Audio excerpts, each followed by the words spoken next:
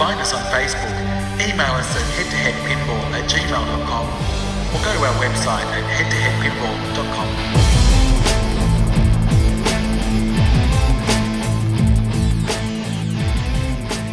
head2headpinball.com. Welcome everybody to the Head2Head Pinball podcast. This is episode 62 and my name's Martin, and with me it's Ryan C.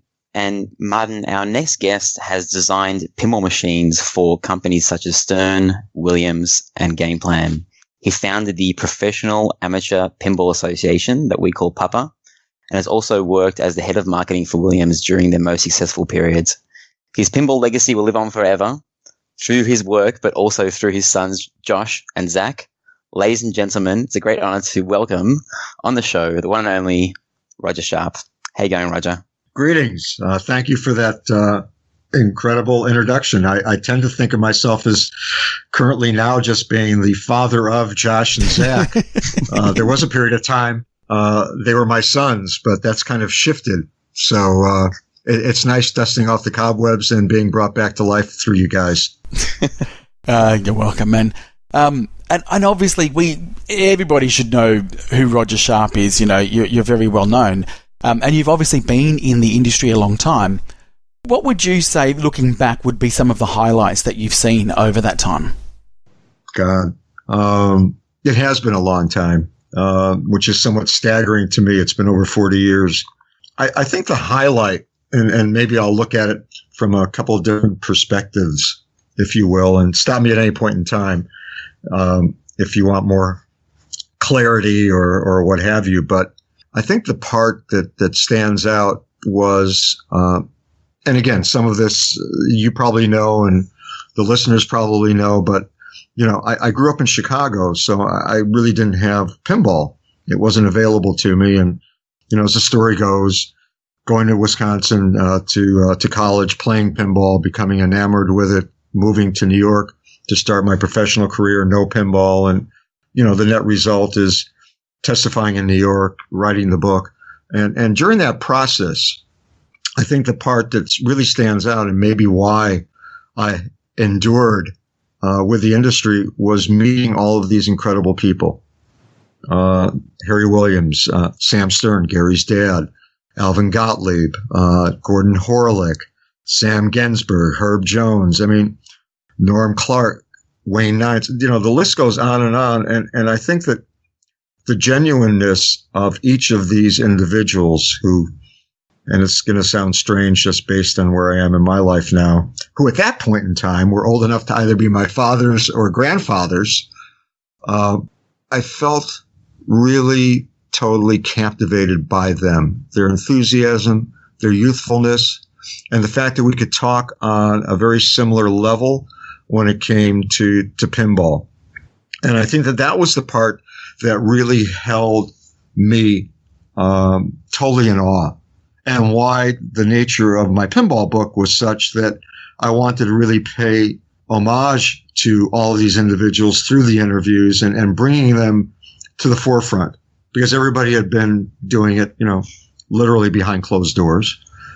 So I think that is something that really propelled me to do what I've done over the period of time. And there's been other, I guess, seminal moments that have taken me on the path upon which I have traveled, from designing games to, you had mentioned in the intro, you know, starting Papa, being dragged back into the situation with IFPA when Josh wanted to resurrect it, and getting those rights back from the industry association, being around an incredible generation of designers in the late 80s and through the 90s and the beginning of, you know, this century, and seeing the evolution of pinball from, we'll go back to electromechanics, but solid state, and now all of the, you know, the latest and greatest technologies, and the fact that, you know,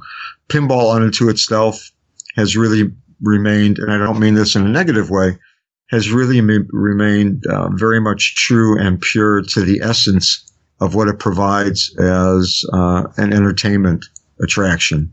So I don't know if that totally answers the question, but I guess I go back to the beginning with with the individuals. That's the part that drew me in and made me feel I need to do something that is going to celebrate them, that's going to chronicle all of their achievements. And, hopefully the test of time has proven that I was able to do that. Yeah, cool. One thing I'm kind of really interested in is, and obviously, famously you saved pinball, so thank you. That's amazing. But I guess that 70s period where almost like the before and after, because the before, when it was banned, was it like this secret society where you had to go to certain places where you only heard about it and they couldn't really advertise the fact, almost like, a bit of a speakeasy type thing? And second of all, I'm curious to know what it was like after that when it was legalized again, because we see a lot of video footage of this crazy wild time. I'm curious to know what that was like in the 70s before and after. Well, it's interesting. Admittedly, in Chicago, there was no pinball. I never encountered a pinball machine other than I have an older sister who went to the University of Illinois, and we traveled down for different family weekends, and I played pinball down there. And as I had in the beginning of my book, yes, as a small little child, I took an orange crate, was with my family in California at a hot springs and played pinball for the first time, and then literally forgot about it. Going to Wisconsin for school, suddenly pinball was everywhere. So it wasn't a question of this as if it was hidden behind the scenes. To get to your point, moving to New York City and not having any pinball around was somewhat of a motivational part for everything that I've subsequently done, which was selfishly wanting to get my own pinball machine. But did I find some corners and some nooks? Yes. I did find some places. I remember a record store / head shop in the Village in New York City that had pinball machines. It had 3 of them. In fact, one of them was the inspiration for what eventually became Sharpshooter. So, yes, they were kind of hidden in various places. I've talked in the past about encountering pinball machines in New York City in an adult bookstore. So they were hidden away, and didn't give too much thought to it, other than the fact that selfishly I didn't want to have to travel down to New Jersey or to the outer reaches of New York outside the city proper to potentially maybe encounter a pinball machine. So for me, it was a situation of, I guess, being very lucky and fortunate to have encountered some of these places where I was like, oh my God, there's a pinball machine there. Or, oh wait, what was that sound that I just heard? Oh, let me go back and enter into, to that store. So I think that, the hidden aspect of it to what you were asking, I think was there. And I think for people who were not really looking for pinball, the ignorance was bliss. Was the aspect. And I'll use myself as an example. I didn't know any better growing up in Chicago. Mm. To me, it was, that was something I played when I went to visit my sister. But there was no real connection until I went away to school, and suddenly, pinball machines were in the bars. They were in the local burger joint. There was in the bowling alley. Pinball machines were kind of like everywhere, which was like awesome. Wow, I kind of like this, and became much more of, I guess, a student of playing the game and realizing that there was absolutely skill involved, because I was horrifically terrible when I first started playing. Roger, was pinball in the 70s, was it still like a macho thing? Like, was it mainly the males playing, and you kind of see movies in the 70s, and I didn't live through the 70s at all, and the girls are watching the guys play bowling, and the guy gets a strike and is the hero. Was it like that at all for pinball, or was it mainly just guys playing with their mates? Basically, guys playing with their mates, I guess. Yeah. And again, I'm thinking of my experiences when I was in college, which was the formative time for me playing pinball. We'd go to a local bar and get a pitcher of beer, and we'd play pinball. It wasn't as if there were a lot of gals hanging out at the bars. You might meet up with them in class, walking to class in the library, maybe a fraternity or sorority party. But it wasn't like all the girls were heading over to, the pub to kick back and have some brewskis. So I think that the fact that you're saying that most of, whether it was television shows, I know Happy Days always had the Fonz playing pinball with his friends around, movies that portrayed pinball in some way, shape, or form as a backdrop, a set dressing. It tended to be much more male dominated. And I think that the reason for that was that by and large, and on some levels it still somewhat exists, guys hang out. Girls back then, and I don't want to sound totally sexist, didn't really hang out. Maybe they went to the mall together, and I don't want to downplay that in any way, shape, or form or offend any of the gals that are out there.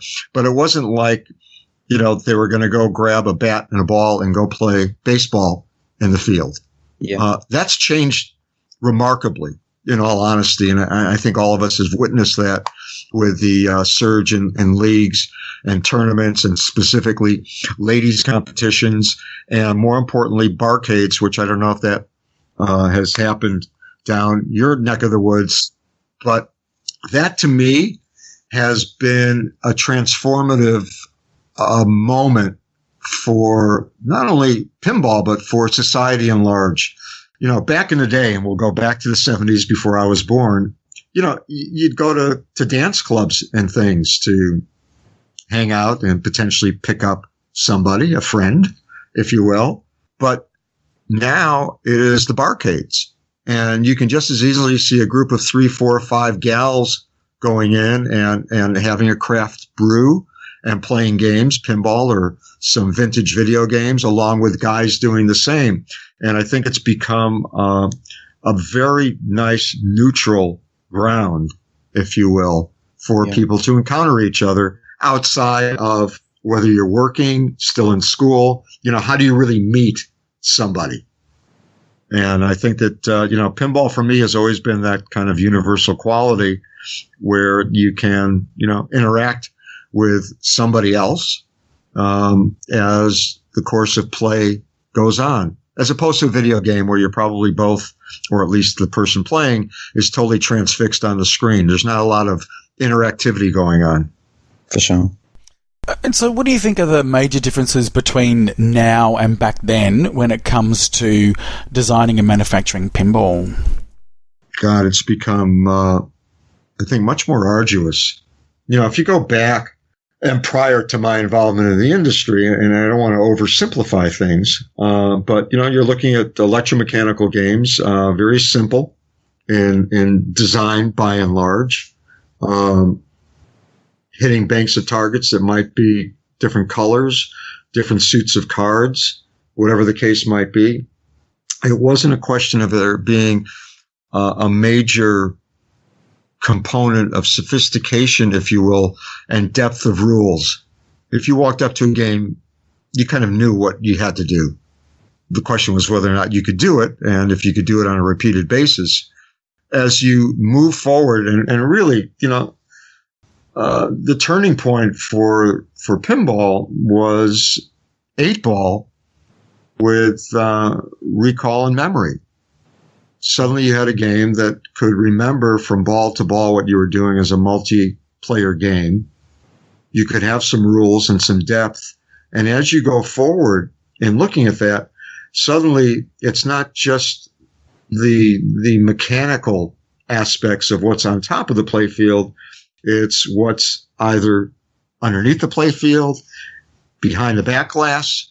Suddenly it's the power of all of the memory that you can put in, where now you can drive different devices, mechanically or otherwise. You can have more depth of rules. You can have more.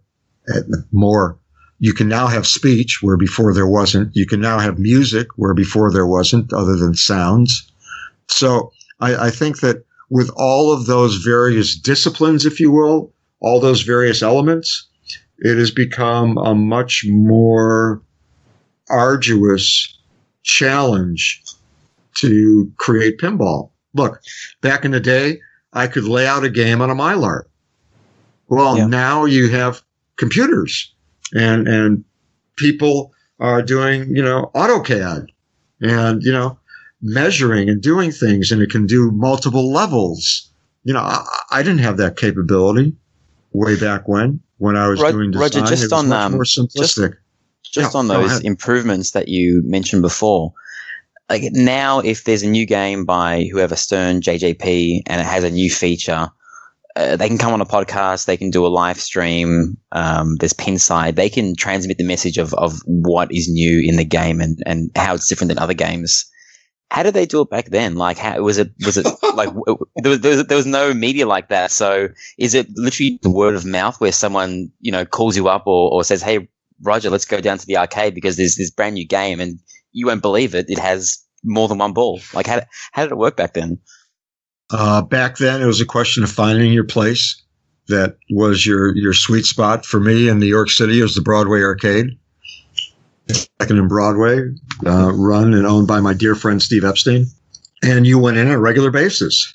And, fortunately, the number of new machines that Steve was able to get as a test location made it fantastic. But sometimes you would hear things and, oh, wait, there's a new game where? So it absolutely was word of mouth. It was the happen chance occurrence of going past someplace, walking in and suddenly finding some game. I remember doing that, traveling down to New Jersey, and for the first time I encountered a pinball machine from a company called Playmatic out of Spain. Yeah. I was like, wow, where the heck did that come from? Who's this?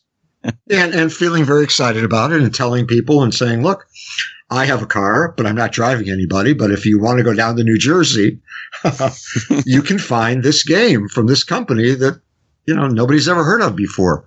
So much of it was just by, sheer coincidence of being in the right place at the right time, or to the point that you had asked, basically word of mouth, getting together with folks on a frequent basis who are either friends, pinball acquaintances, whatever the case might be, and you kind of exchange ideas and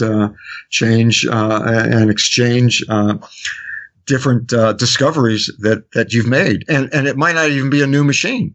It might be like, oh, have you gone down to, I don't know, 5th Avenue and 14th Street? There's a new bar that opened up and they have 3 games in it. Really? Okay, let me go down there.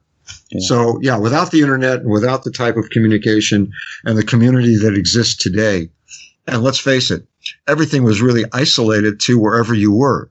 It wasn't as if we were communicating with people internationally in any way, shape, or form, or even bi-coastally. If you're in New York, I don't know what's going on in Los Angeles unless I'm there, and vice versa. So everybody was kind of isolated in some ways, segregated in some ways when it came to the pinball experience. Okay, and so over the years, obviously, it's come in and out of favour and popularity. And I guess I want to ask you about probably the most recent downturn that we sort of talk about, which is, the end of the 90s and early 2000s. And many people have given their opinions on what they think was the cause of it. You were obviously right there in all of that. What do you think was the reason for, and I'm not just talking about Williams shutting down, I'm talking about overall pinball kind of losing its popularity before it came back? A couple of things. One, truthfully, was, and there's been a lot of conversation and discussion within the coin-operated amusement game industry about it, was the DUI laws. And suddenly there was no happy hour anymore, which used to bring in loads of people. Suddenly, without happy hour, many of the bars and taverns, when we're talking about street locations, turned their attention to sports. We have this large screen TV in here, and we're now hooked up, and we have cable. And come on in and watch, Monday Night Football. Come in and watch the World Series. Hang out with your friends. So the places where pinball could go suddenly diminished.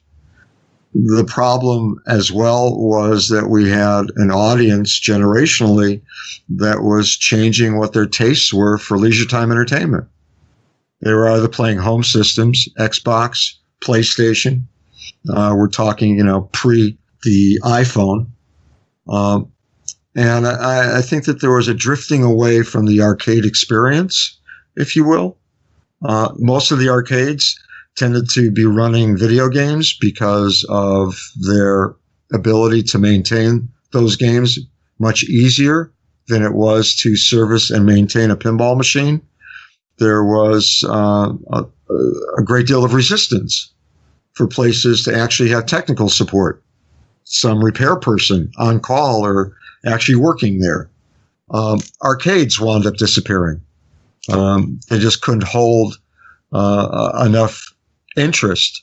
Family entertainment centers tended to lessen as well, maybe being kept alive because of birthday parties or other special events. Bowling centers suddenly didn't have room anymore, couldn't handle that, and changed over, I guess, their business philosophy so that the accessibility to pinball became less and less. As a result, with those kinds of conditions, and again, looking at where the lion's share of business had been, which was always the United States, followed by Europe, probably 60% to 40% in terms of market share when it came to the Williams-Bally line of pinball machines, 60% domestic, 40% foreign. You can't really exist on a 40% market anymore. So the amount of your production winds up lessening. As a result, the amount of parts that you're buying increase because your price per part increases because your quantities aren't there. I've said it in the past, and again, more specifically in terms of Williams, looking to do something that would make pinball more operator friendly, which was really fundamental to Pinball 2000. How do you fix and maintain a game when you don't have the keys to it? As a location and you're in a business relationship with an operator who doesn't come around often enough other than to collect money, and you have a ball that's stuck, well, the game is down. We came up with a design through Larry DeMar and others, truly wonderful and brilliant people, to say, here, we have a wave where you can open up the game without getting to the cash box, so you can fix your game. So that there were some very valid improvements back then to try to change the landscape. The problem, truthfully, was that pinball had kind of outlived its usefulness for a generation of players who were more focused and entertained by video games. Pinball was kind of seen as, there's an old advertising phrase, it's not your father's Oldsmobile. It was seen as old. We hadn't hit the point of nostalgia. It was just, oh, God, that was something my folks played or my grandfolks played way back when. I'm not going to play pinball. And without having it being around, it became much more intimidating for somebody to venture in and play a pinball machine. Oh, I don't want to be stupid and play that. I played that a long time ago. That's okay. You guys do it. So with the lack of interest, enthusiasm, and excitement, suddenly locations abandoned pinball. It became easier for them just to say, the heck with this.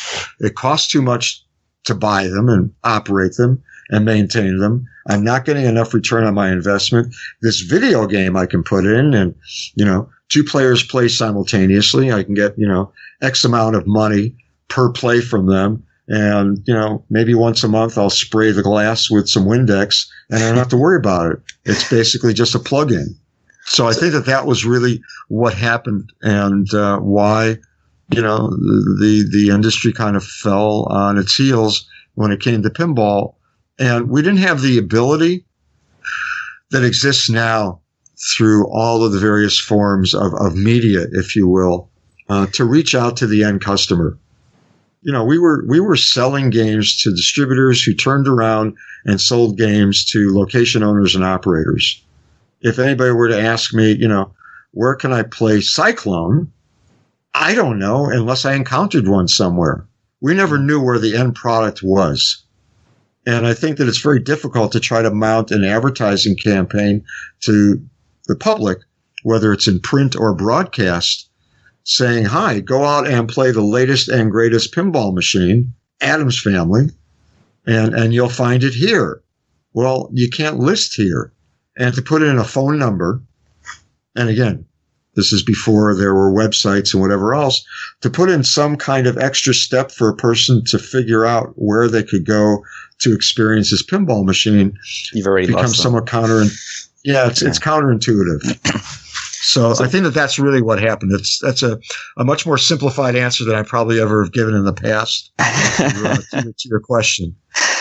Well, we talk about waves and cycles of popularity. But let me interrupt you for a second, because you're coming from a totally different part of the world.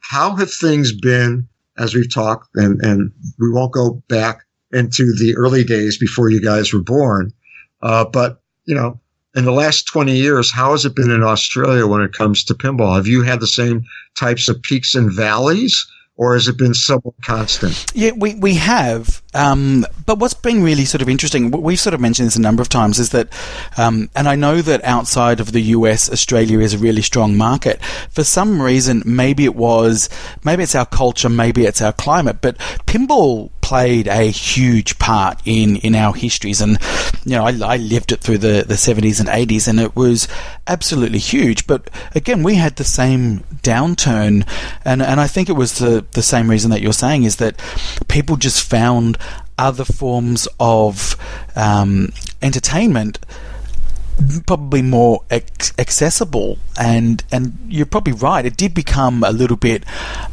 I don't know, uncool, but also old-fashioned and just a thing of the past, almost becoming a bit of a relic. Right. Now, I think that the other part to it, and it's interesting, I was just thinking about it when you were talking, I think we also hit a period of time, hopefully we'll never get back to it, where the games became much more complex.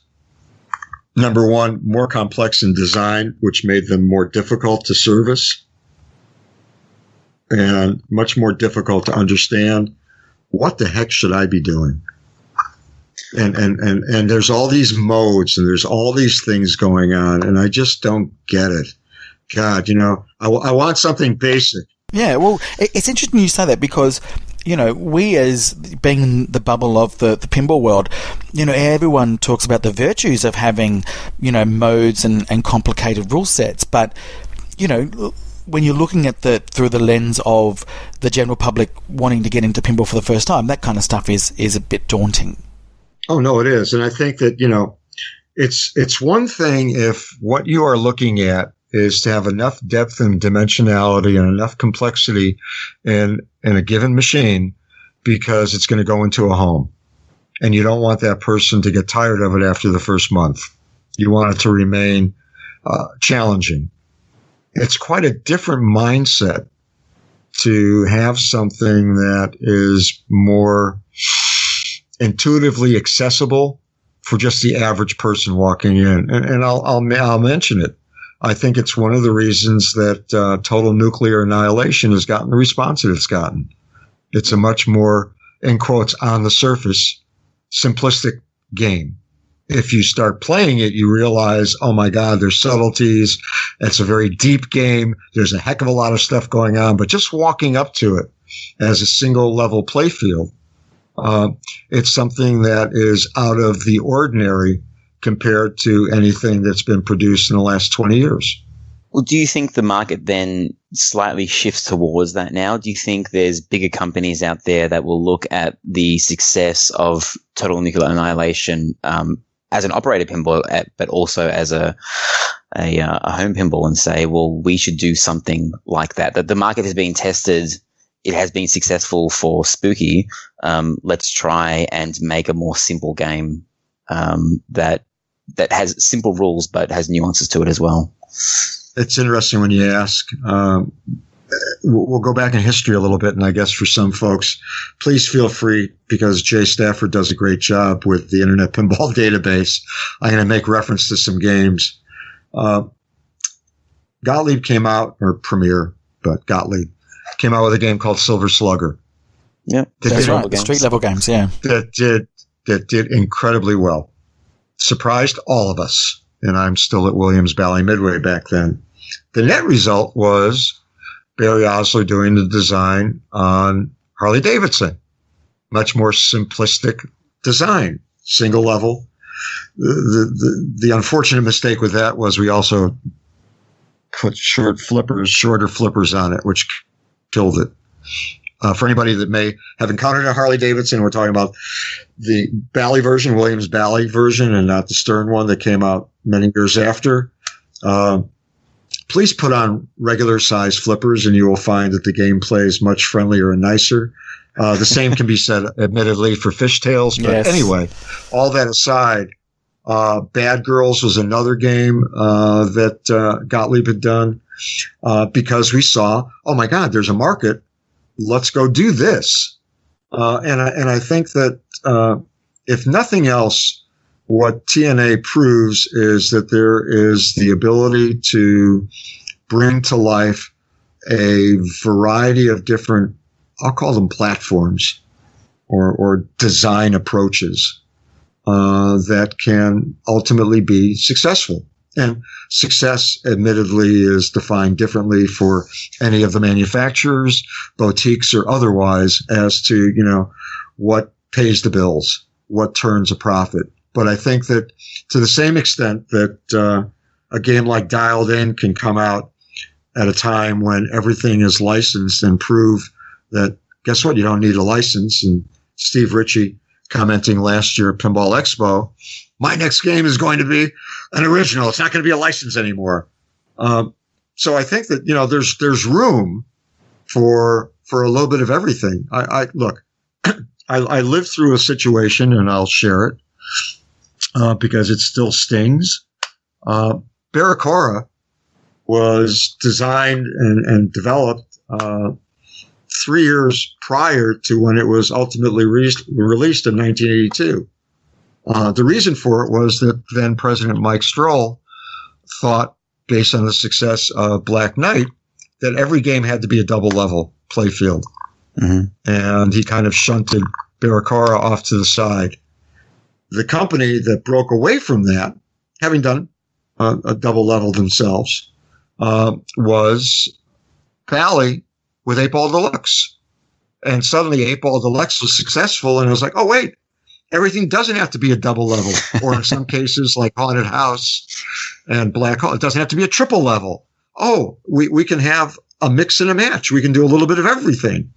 And I've always felt that if Barracora would have come out right after Black Knight, which is when it was scheduled for, instead of Jungle Lord coming out after, that the game would have been much more successful and popular and whatever else. But having said that, I think that there is room for any and all the manufacturers to look at things in a way where it doesn't have to be just X. It can be anything that you want it to be. My God, it is a pinball machine, and you have the ability to imagine almost anything. Let those imaginations take root and give us some spectacular and wonderful things. Well, then it leads us to, when we talk about manufacturing and companies of today, is there money to be made in making pinball machines? Like good money? Please define good money, because everybody's going to have a different definition. Let me answer it this way. One of the downfalls of the coin-operated amusement game industry happened, admittedly, in the late 70s, early 80s. And the reason I say that is that, oh my God, but Roger, everything was so successful. Well, it wasn't. I mean, pinball kind of fell on hard times because it wasn't capable of earning as much money as video games. And video games kind of had a bubble burst. And the reason for it was suddenly you had large companies, Columbia Pictures, Warner Brothers,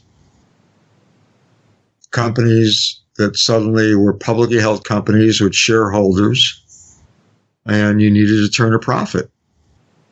And if Atari wasn't turning out fantastic video games every day, whether in the home through the 2600 and the subsequent home systems and home computers that they did, or in the arcades, well, then you take a hit. And I think that, to answer your question in terms of, is there money to be made? There was always money to be made. Whether it was sufficient enough for publicly held companies, I think that was the ruination for that period of time where everybody thought, oh my God, this is the next new entertainment category. We have to jump on this. In the same way that many of the larger companies in entertainment are now jumping on sites like Hulu and looking at Netflix and Sky TV and all the rest of it to bring all of those in so that they can cover their bases. It's why AT&T merges with Warner Brothers. It's why Disney winds up buying Fox. I mean, you have all of these conglomerates, if you will, that are just absorbing each other so that they make sure that they can cover any and every way to reach an audience. And I think that when it comes to pinball today, let's face it, the scope and profit margins for, you mentioned Charlie before, for Spooky is going to be far different than Stern, which is going to be far different than Dutch pinball, which is going to be far different than American pinball or Deep Root that's coming and some of the others. And I'm sure that you guys will want to start talking about those companies as well. But I think to answer the question, yes, there is money to be made. Is there significant money to be made? It is a very, very difficult process. I've mentioned in the past that we built and sold over 11,000 Revenge from Mars pinball machines. It was the largest production run that we had on any model for about 3 years at Williams Bally. Is that number correct? I thought it was about 7,000 or so. Is that the number of both the Pinball 2000s together? Nope. No? 11,000 was wow. Revenge from Mars. The 7,000 you mentioned was the ill-fated Star Wars Episode 1. Okay. Together, both of those machines outdid any of our video product. Did we make money on those games? Yes. Did we make enough? No. No, not compared to the obviously the slots. Not right. Well, not compared not only to the slot machines because we were still trying to get into that marketplace, but not compared to home sales for video. And suddenly it's like, hi, it's not successful enough. And I Roger, think how is it that in that short period of time when you guys are making Pinball 2000 that you were able to kind of radically change pinball, and also you're talking about all that operator stuff where you've got a different menu, you've got the separate key for the operator to fix stuck balls. How is it that all that stuff kind of happened so quickly versus what's going on now where things are kind of like very slow and do you think there's a resistance to progress things forward now because of how much it costs, or did Williams just throw crazy amounts of money towards that?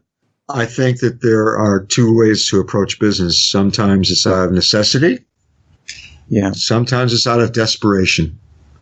When the mandate is that I'm going to shut this down unless we can change things from upper management, suddenly you wind up pulling out all the stops to create something.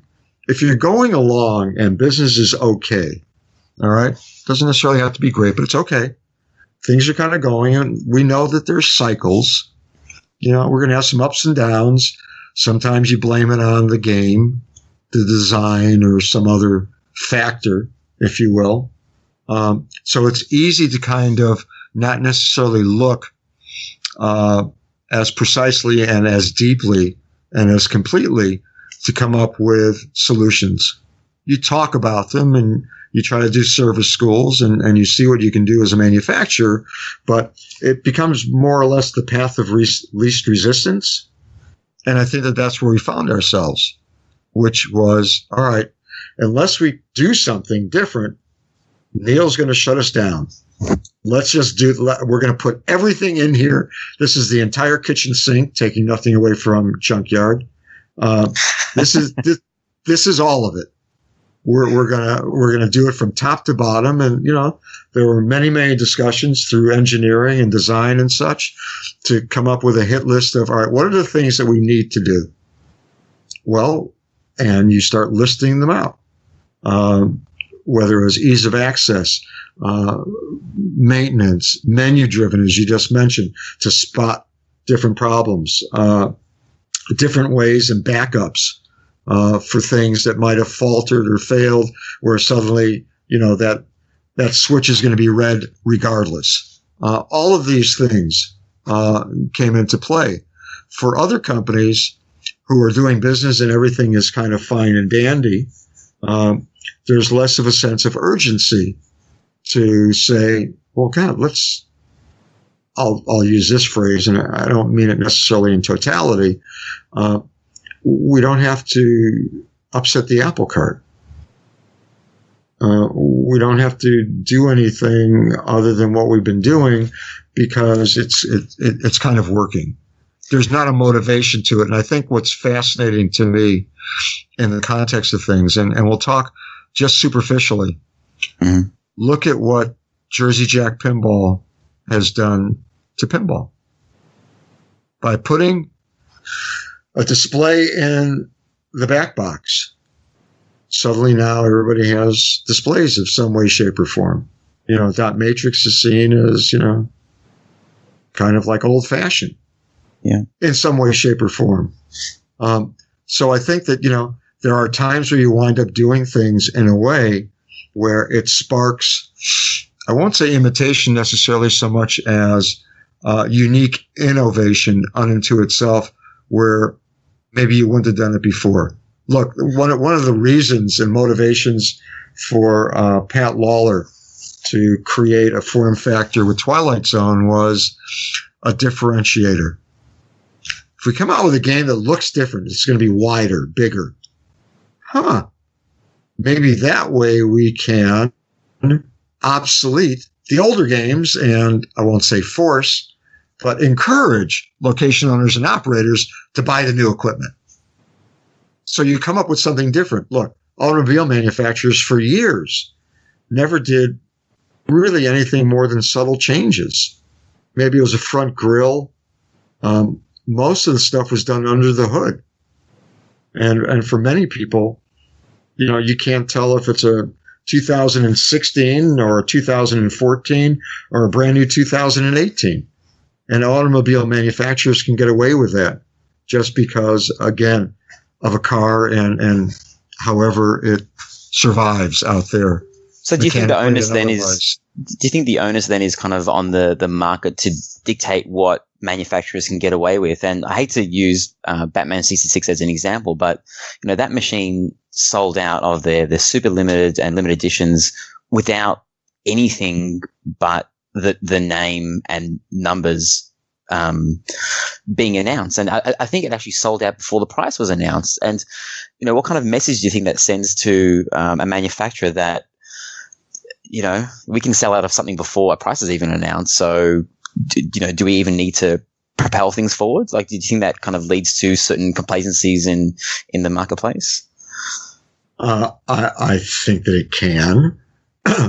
I have personal issues with the nature of where we are in the pinball marketplace, where you're buying new machines that may not necessarily be totally complete. There are code updates that can now be brought to you via your computer or to update rules that weren't completed. So I think to the point of, buying something or committing to something sight unseen, which we've now seen in the past as well, not just with Batman, but with some other companies, with announcing and getting people to put down deposits and such in the likelihood that maybe they'll get a machine in before their life expectancy is over. I think that, it becomes somewhat problematic. So to answer your question, and again, my own personal belief, I think it hurts the quality of what it is that we can expect to see when there's not a discerning marketplace where either by word of mouth, I never played it, but my friends have all talked about it, or I saw something on the internet. I saw something on Pinside, or I saw something here, there, or whatever else. So I'm gonna make that commit. I want to buy this, right? Brand new in the box. Never played it, never touched it, never saw it, but I'm buying this. I'm astounded by that, and that's just me. I mean, I can't find myself buying clothing on Amazon without going into a store and feeling the fabric, trying it on, seeing if it fits. You know, my son, Josh, has been on me to get we won't call it a new car, a different car than what I have.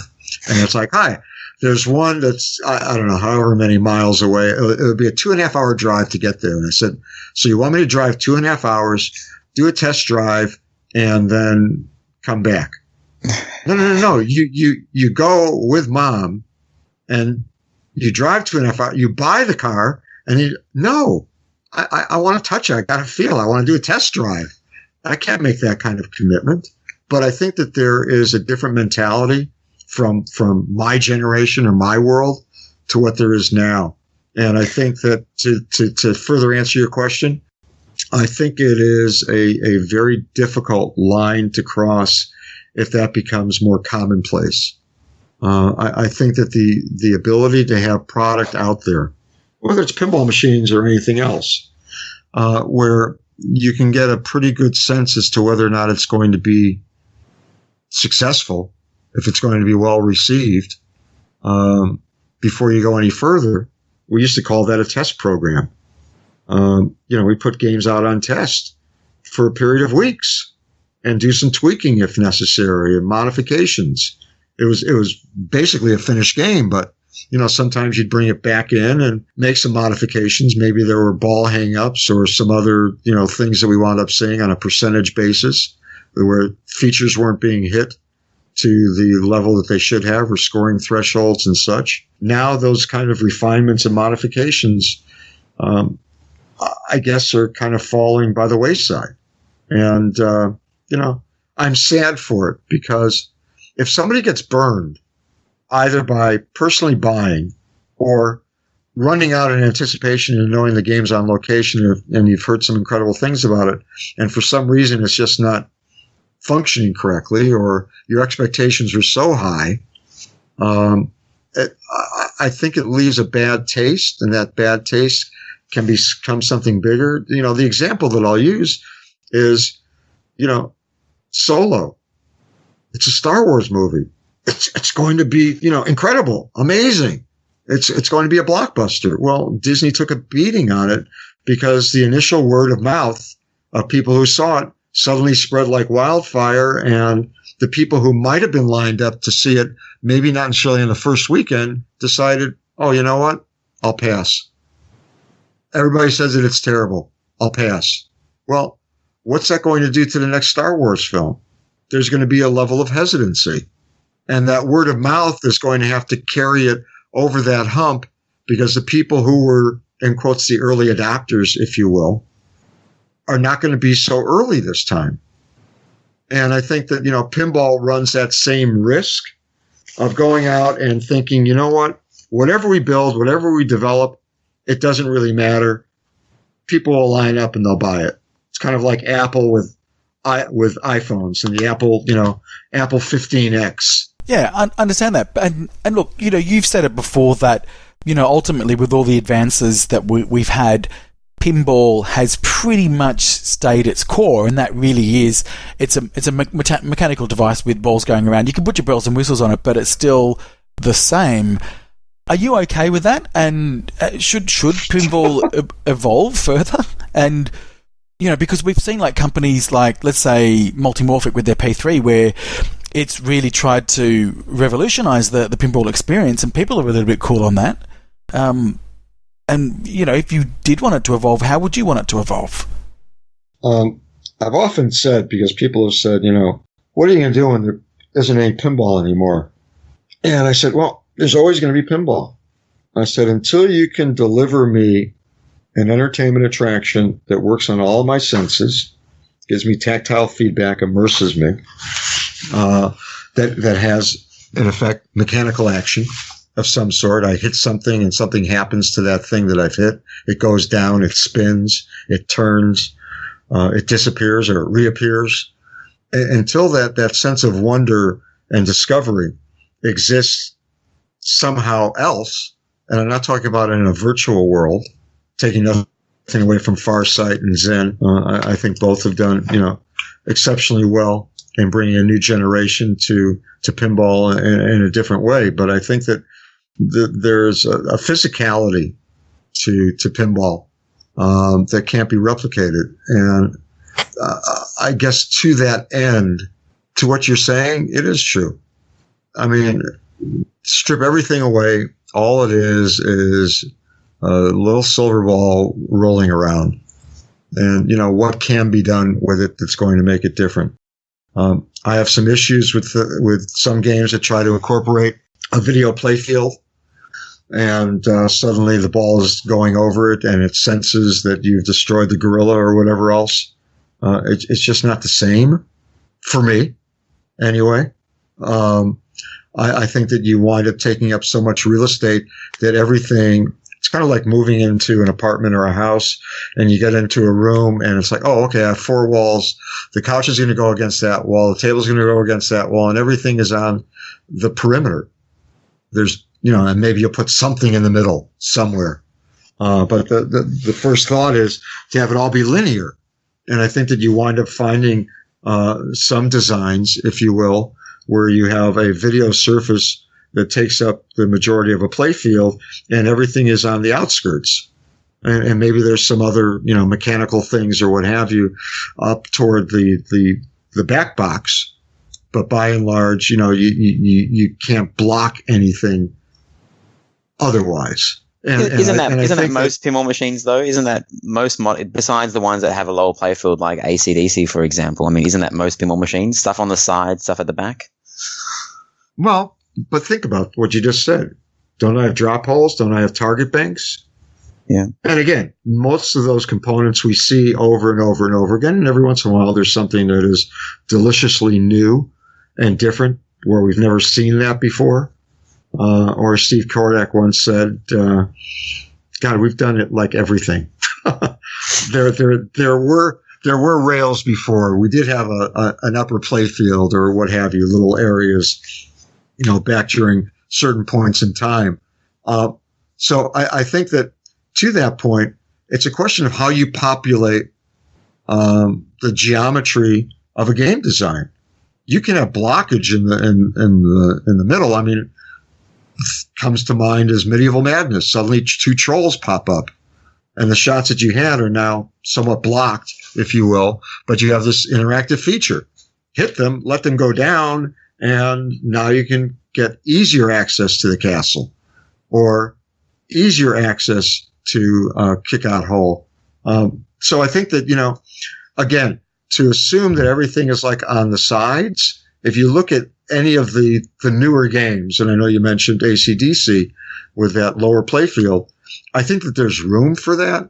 I'm talking about things, and I don't want to, cast any kind of negative vibe toward it, but I think, what Jerry had with the first, multimorphic games left me less than enthusiastic.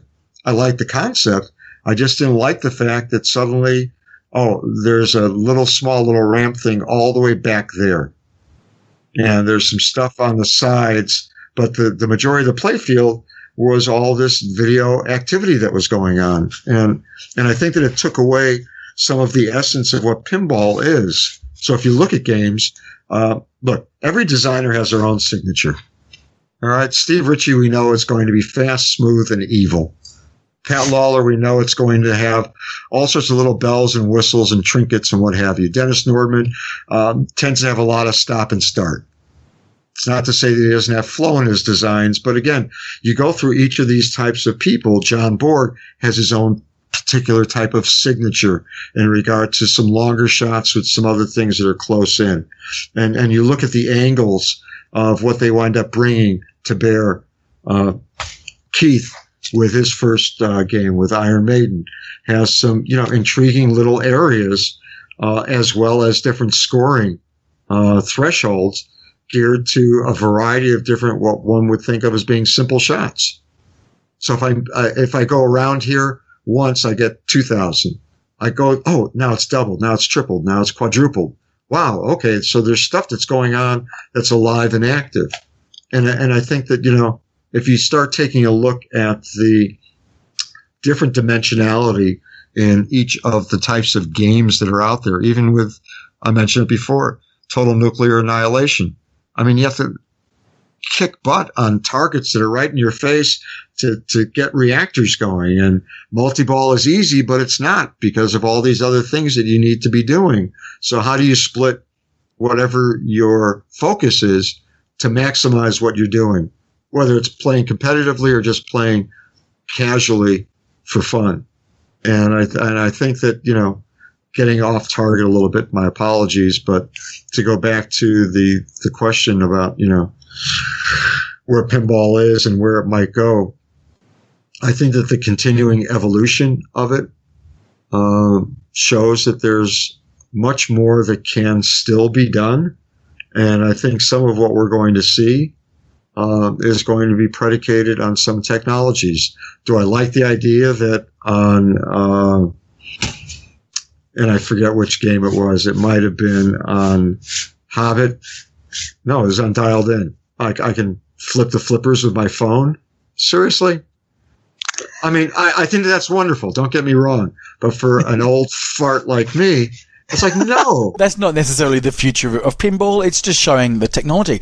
But look, I guess that this is my point. I'm sort of really getting with this is that, we all want pinball to be a lot more popular than it is today. And obviously, we're seeing there's a resurgence and it's growing, but we all want to do it, and there's a number of different angles. Either you make the machines themselves evolve so they are more appealing, or you promote it differently, you get different themes, or we're all just wanting to see how do we get it into, I guess, probably more mainstream. And people have talked about how do we get it on TV and whether that could work. How do we really just get this now? Because I remember you were in the Pinball magazine, and you were talking about that we still need to have a lot of grassroots promotion where we go into venues and we try to get machines in there, or we do it via tournaments, and obviously IFPA and Papa have all done their part as well. And I think that since you did make those statements, it has grown significantly. But what is that next level? What is it that we've got to do? Is it the machines? Is it the promotion, the PR? Or is it still grassroots that's going to make that happen? Grassroots. Absolutely. Look, the problem that you have is that operating a pinball machine commercially is very difficult. You have to know your audience. You have to have some level of familiarity with having a machine be serviced, maintain it. Because the biggest challenge today, which is different than 30 years ago, accessibility. I could be in Chicago and literally walk down any street past any bar, and they would absolutely have a pinball machine next to a dart and a pool table. Pinball machines are everywhere. I'm not suggesting that they were always well maintained, but pinball was kind of like, hi, I have to have bathrooms in my bar. I have to have I definitely have to have a pinball machine. I mean, it was a necessity. Well, when it becomes more of a hurdle, and I mentioned before about barcades, embracing pinball, when you have the ability for somebody to encounter a pinball machine literally around every corner, now you're starting to grow that audience. Look, at one point in time, and this is true, there were over 2 million pinball machines in active operation worldwide. Wow. 2 million. Now, I think you'd be lucky if there's like 200,000 in total. And I'm not talking about all new equipment, obviously. I'm talking about older too. With that type of loss of locations, I'm now left to know that, God, Johnny down the street has a pinball machine in his basement. Let's go over to his house.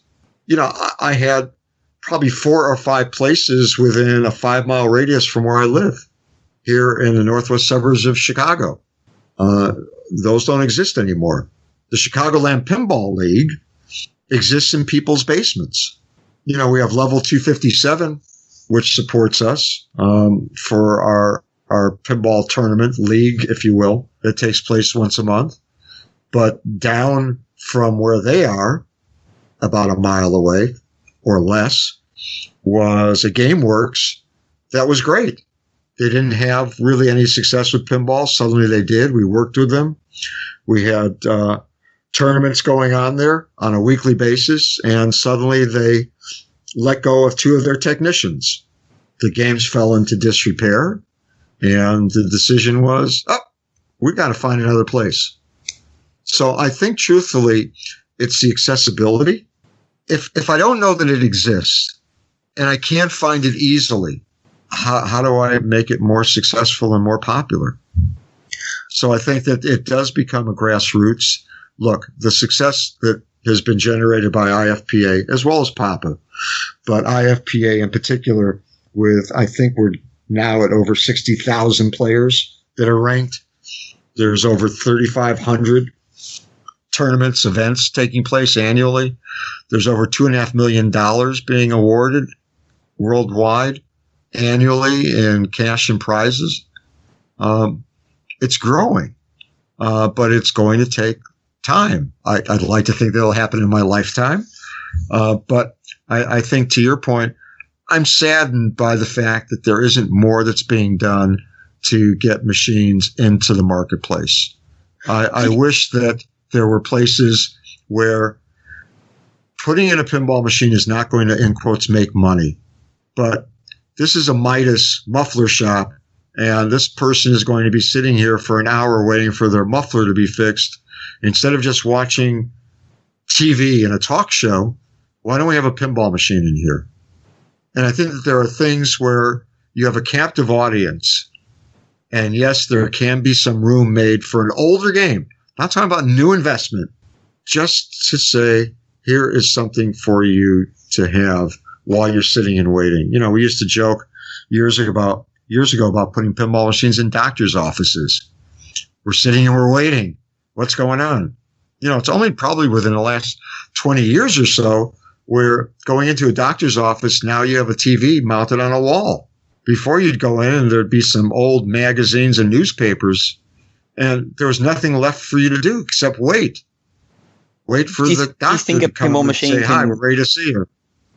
Do you think a pinball machine can compete against a mobile phone having access to YouTube? And well, I guess my overarching question is, do you think that we're just in a wave at the moment where everyone that was interested in pinball back in the day now has enough money to purchase these machines and support the industry? And do you think it is kind of inevitable that we're on another decline eventually? When that's going to happen, I don't know.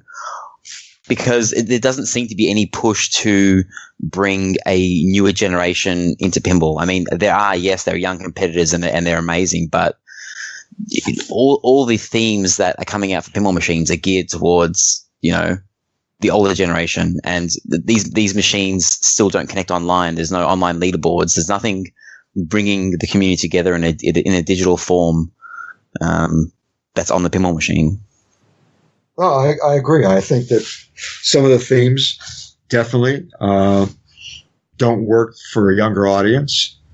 I think that some of the family entertainment centers that exist out there, Chuck E. Cheese being one, Dave & Buster's being another, and so many others, don't even operate pinball. Well, if my audience for Dave & Buster's is, over 18 and up and there's no pinball, well, I'm missing out on that opportunity. For a Chuck E. Cheese, as a family entertainment center that is geared probably 5-year-olds on up to maybe 12, I'm totally missing it.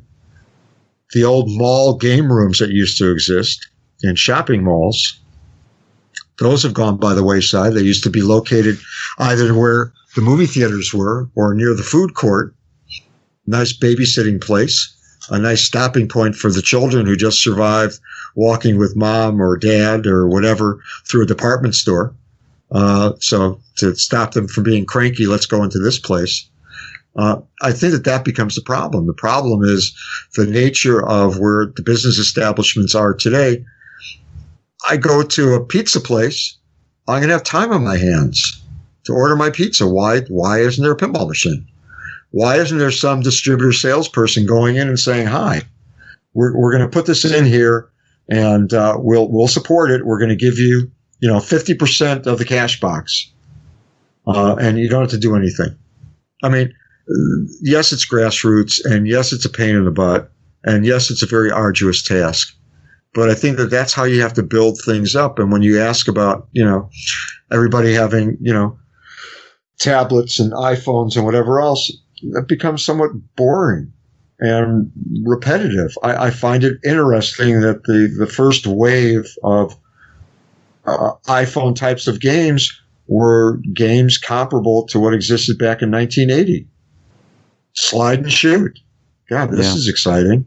Oh my God, this is wonderful. And it's all variations on the same theme. Which direction do I have to run or jump to pick up gold coins? I mean, and I think that having a pinball machine somewhere, and I don't know if you guys have experienced this or seen this, to see a child encounter a pinball machine for the first time, it's eye-opening. It's like, wow, I want to touch this. I want to feel that. I mean, obviously I see this now, and I know that Joshua tends to post pictures every once in a while of Charlotte and Colin. They play pinball because it's there.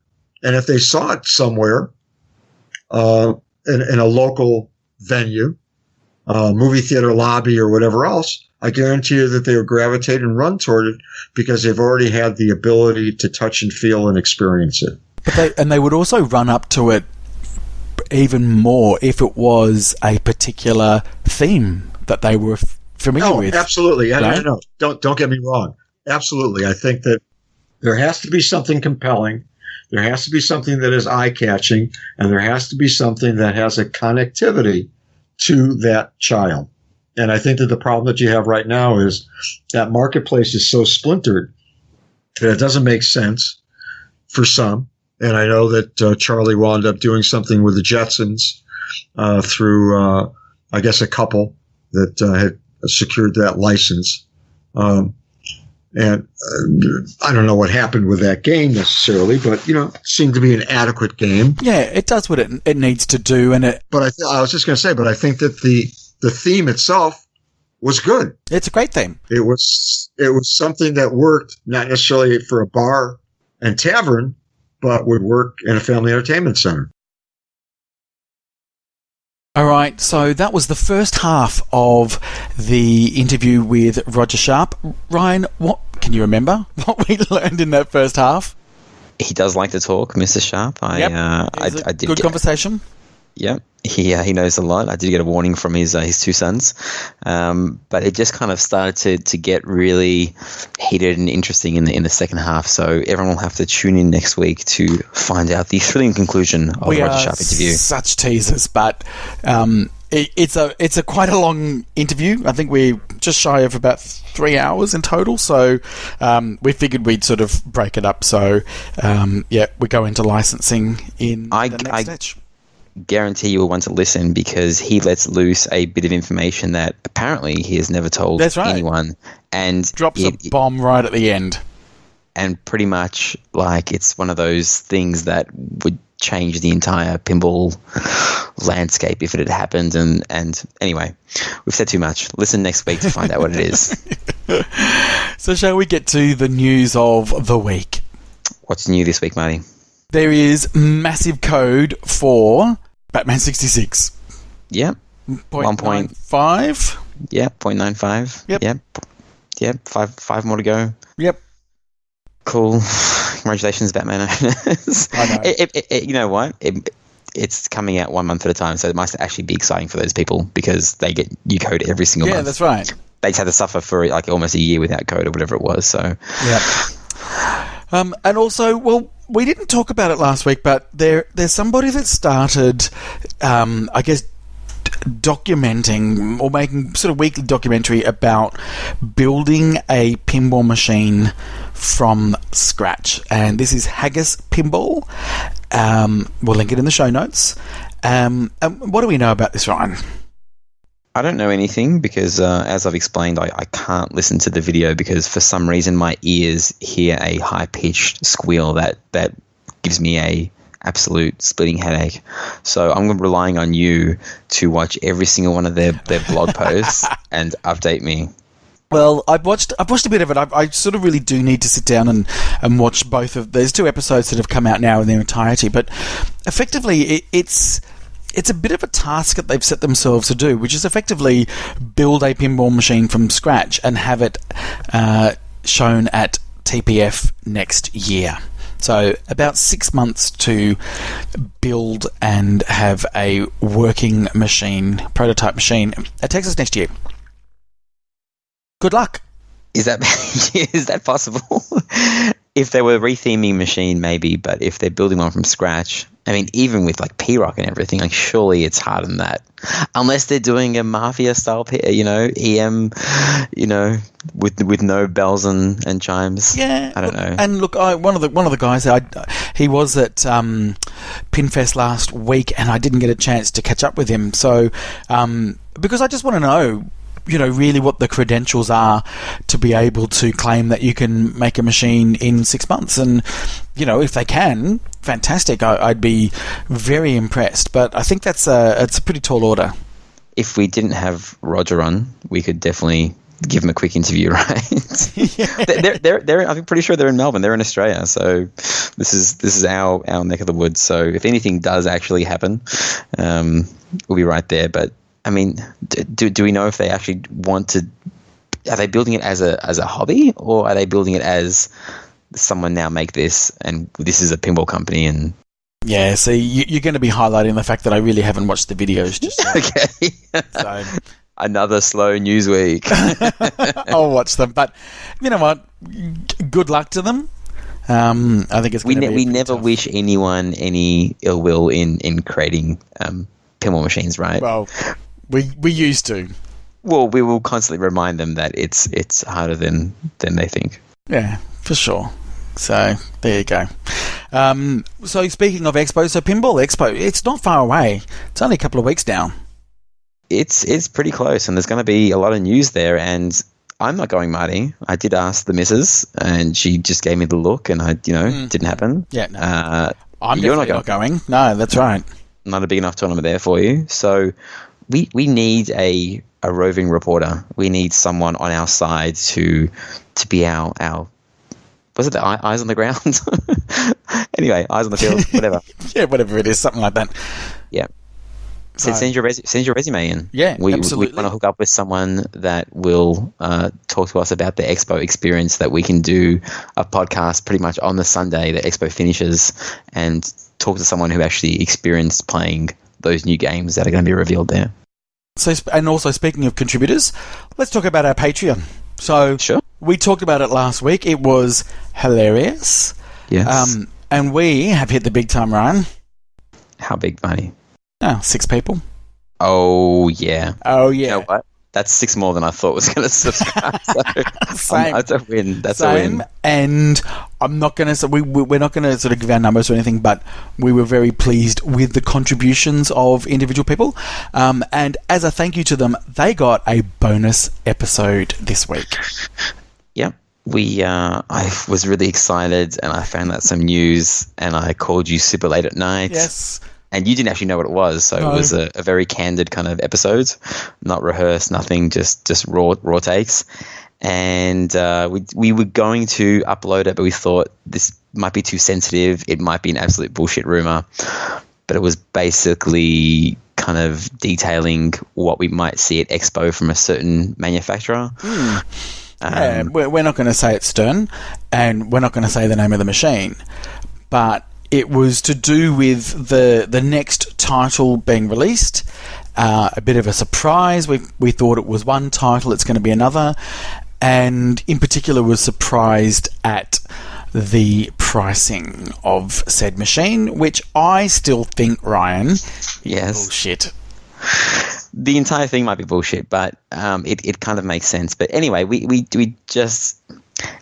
with the Patreon thing, I don't want it to become a thing where we're withholding information from certain people. But like Jeff from This Week in Pinball does something similar, where he has this kind of like weekly email he sends out of things that he's heard, but he doesn't want to kind of put it out there on This Week in Pinball because you can trust a small group of people. If the information that we put out there ends up on the forums, then I know it's one of 6 people, right? Yeah, right, exactly. And I can ban them from donating money to us. I don't know. That sounds so stupid. But you know what I mean, right? Like if you tell a group of people that are in this kind of exclusive club, then it can kind of stay there. But it's not something we plan on kind of continuously doing. But is it? I wouldn't do that. I think what it highlights is that even though it may be bullshit, it's something that we do where we just, get on Skype with each other, riff about a certain topic, and think, let's just put it out there rather than having it as part of the weekly podcast. Yeah, we've never done a podcast midweek because there's never been breaking news. Like we don't feel that the world needs to know what we think of the Deadpool reveal the day that it gets revealed. We're like, okay, we'll wait till Monday and let it sink in for 3 days. I don't think people really need to hear it. But if I call you up for 5 minutes and you let me do the editing because I'm such a horrible editor, then I can quickly chuck that up on Patreon for the sake of it. Yeah.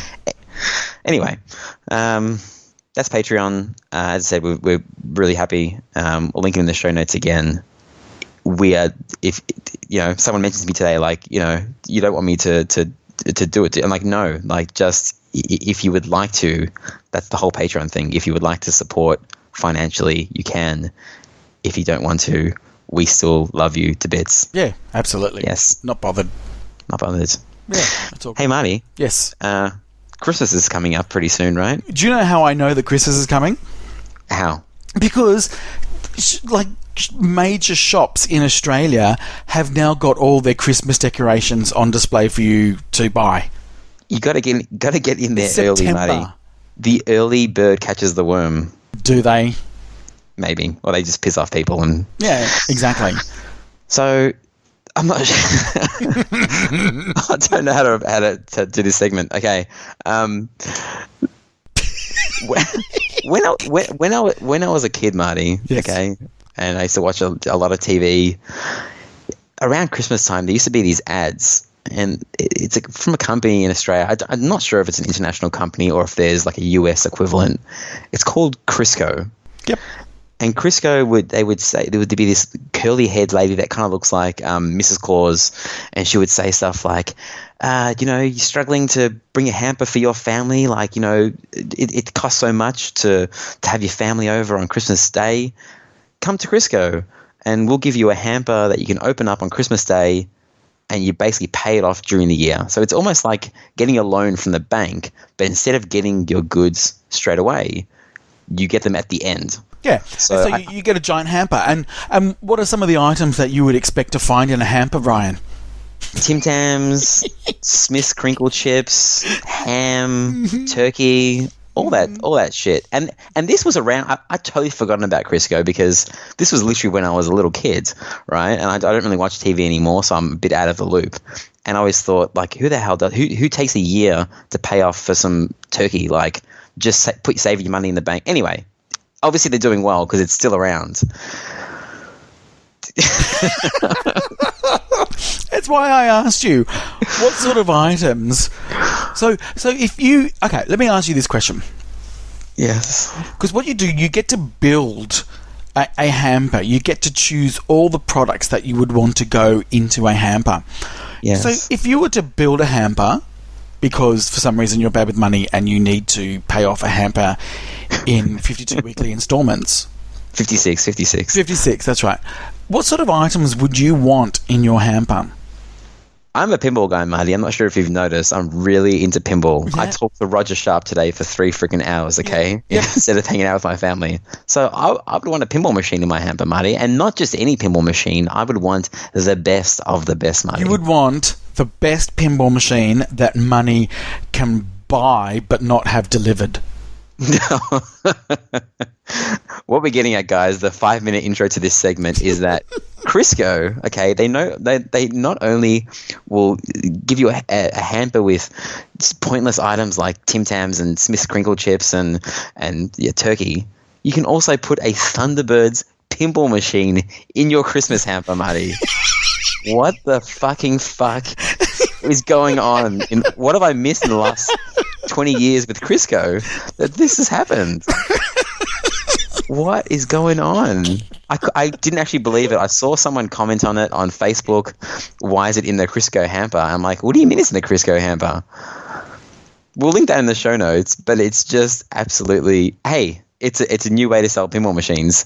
It's just, you have to actually pay more for it, right? I think the weekly installments adds up to $7,500 Australian dollars, and I think the price in Australia for Thunderbirds is $1,000 less. So, what a bad investment! If you can't afford Smith's crinkle chips, right? I think they call them Lays in the US. Okay, if you can't afford to buy that shit for your family, don't buy a pinball machine. Like this is the whole. This is. We were laughing about this last night because, maybe this company's trying to branch out, but ultimately, if people are saving up for, I think the hampers are about $600-700, right? If someone's having to do that in 56 installments, I'm not sure that they really should be clicking on add to cart Thunderbirds pinball machine $7,500. They have a number, Marty. Should we call them? I'm serious. I'm going to call them. I want to ask them what they know about Thunderbirds pinball machine. They're probably going to be closed right now, right? We're recording pretty late. Yeah, they won't be open now. But you never know. They may have a 24-hour contact. I'm fucking calling them. 1-800. Are you really? Yeah, 830. Let's see. Oh, can you call 1-800 numbers? Call number. You have reached us outside our office hours. Our current operating hours are 9 a.m. to 5 p.m., Monday to Friday. Don't forget you can still place your order by visiting our website, www.crisco.com.au. We look forward to speaking with you soon. All right. There we go. They're not around on a Saturday night. Wow. We're going to ring him next week, Marty. Yep. Let's find out. Do you know you can actually get a fridge that looks like a Rubik's Cube? That's definitely a family necessity come Christmas time. Basically it's like it's almost turned, this company has now turned from Christmas hampers into like reverse financial loans. You usually go to the bank and you get a loan and you get the thing straight away. I need a car, and you start paying off the car, but you get the car straight away. This is literally, there's a hamper here. This is lay-by. Barbecue meat. Okay? Barbecue meat. You want $351 of the meat, you pay it off in 13 months. Who the fuck? I just don't get it. I never got it as a kid. I don't get it now. Why are you buying $300 worth of meat and paying it off over a year? Because you're going to... There is also the Plenty of Pizza pack. It says, bring the family together with a quick and convenient mouth-watering McCain pizza and a side of La Familia garlic bread. So it literally is microwave pizzas and McCain garlic pizza. Bread. Yep. For how much? How much is this pack, Marty? $161. Of pizza? Of pizza. Plenty of pizza. I can see it. For $288 a week. Yep. Oh my gosh, Everest freezer. It's literally just fucking chicken nuggets and snack packs. Trolley lolly. You save up for a year for $106 worth of sugar, like candy lollies. What does the world come to, Marty? Yeah. $111 worth of Arnott's crackers. There is the maxi meat package which is $455 worth of meat, which is boned and rolled pork leg roast, 2 kilos, Edgar's beef sausages, there's 500 grams there, lamb chops, lamb roast, pork 4-quarter chops, pork loin steak. You know what? I will have that. My leg roast, my sausages, my chops, my steak, and my chicken breast fillets, and my Thunderbirds pinball machine. I'm gonna ring up about Thunderbirds and ask them if they can chuck in the Plenty of Pizza as a sweet. Come on, man! I'm ordering a $7,000 pinball machine. The least you can do is chuck in $160 worth of microwave pizza. All right, that's enough. Terrible. That's enough on Crisco. People in the US are like, "What the hell are these people talking about?" Okay. Oh my God. Anyway, okay. So let's talk about events, Ryan. Yes. What kind of events, Marty? Well, there is. Look, we don't have these what we would call. We don't categorise them as majors in Australia like they do in the US, but we do have major tournaments each year, like the Brisbane Masters that we talked about. Yes. And Melbourne's effectively got its major tournament of the year called Melbourne Match Play. What does it entail, Matty? Well, it actually entails 5 events. So, Are you ready for this? Event number 1 is called Kiefer Strikes. Ooh, that sounds familiar. Also known as... Shit Strikes. That's right. So that's on the Thursday. On Friday, the Argonauts Pinball Open is on. So the Argonauts is the monthly tournament that's on at this location, which is the place that it's at. This is a cool format, Marty. Now I've gone blank. What is this place? It's in South Melbourne. It is South Melbourne. I could probably just click on the event and it'll tell me. Golden Fleece. Golden Fleece. That's right. So this is a cool event. It's the best game format, and the top 15 people or 20 people get through, but it then turns into a strikes tournament based on your position. So if you finish like top 3 or 4, whatever it is, 1, 2, 3, 4, you get 5 strikes. But if you just scrape in, you get 2 strikes. So it kind of favors those who did well in qualifying. And I'm not sure if anyone else runs a competition like that, but I didn't even make it in last year, so I have no idea what it's like. Fair enough. Yeah. So then on Saturday, you've got the main event, which is the Melbourne Match Play Championship. Now, this is also interesting because it is 4-player match play, but qualifying, it's the first 16 players to reach or surpass 50 points will qualify for the finals. And basically, when you reach 50 points, you're out of the comp, so the insane players kind of leave, and you're not battling them to make it in. So that's another interesting twist on the novel. I kind of like that as well. Yep. Then on Saturday there is a stall ball competition as well, which I've not done before, so that'll be interesting. This is going to be like an IFPA stall ball. I think it's going to be in small groups of 4. Yes. And the person who gets knocked out first gets, like 0. The first person who gets knocked out second gets like 3rd place, 2nd place, and then 1st place. And then it's like a proper match play using stall ball. Well, okay. So that'll be a really fun night. Yeah. Okay. And then as each year they have the Greg Berry Junior Cup. So that is for under 16 players. So my kids will be there. Will they? Yeah, 100%. Yeah. Valentine. Yeah, she wants a trophy, man. Mine won't, because they don't like pinball. Give a shit. Yeah. No, very disappointed in them. Anyway, so it's coming up. So we will link the Facebook page for those people in Australia or those people that want to travel overseas. It is definitely one of our majors. I think there's usually 30 or 40 machines to play on. It's a good event. So I'm not sure if that. Yeah, maybe around 30. It's going to be mid-October, so pretty soon.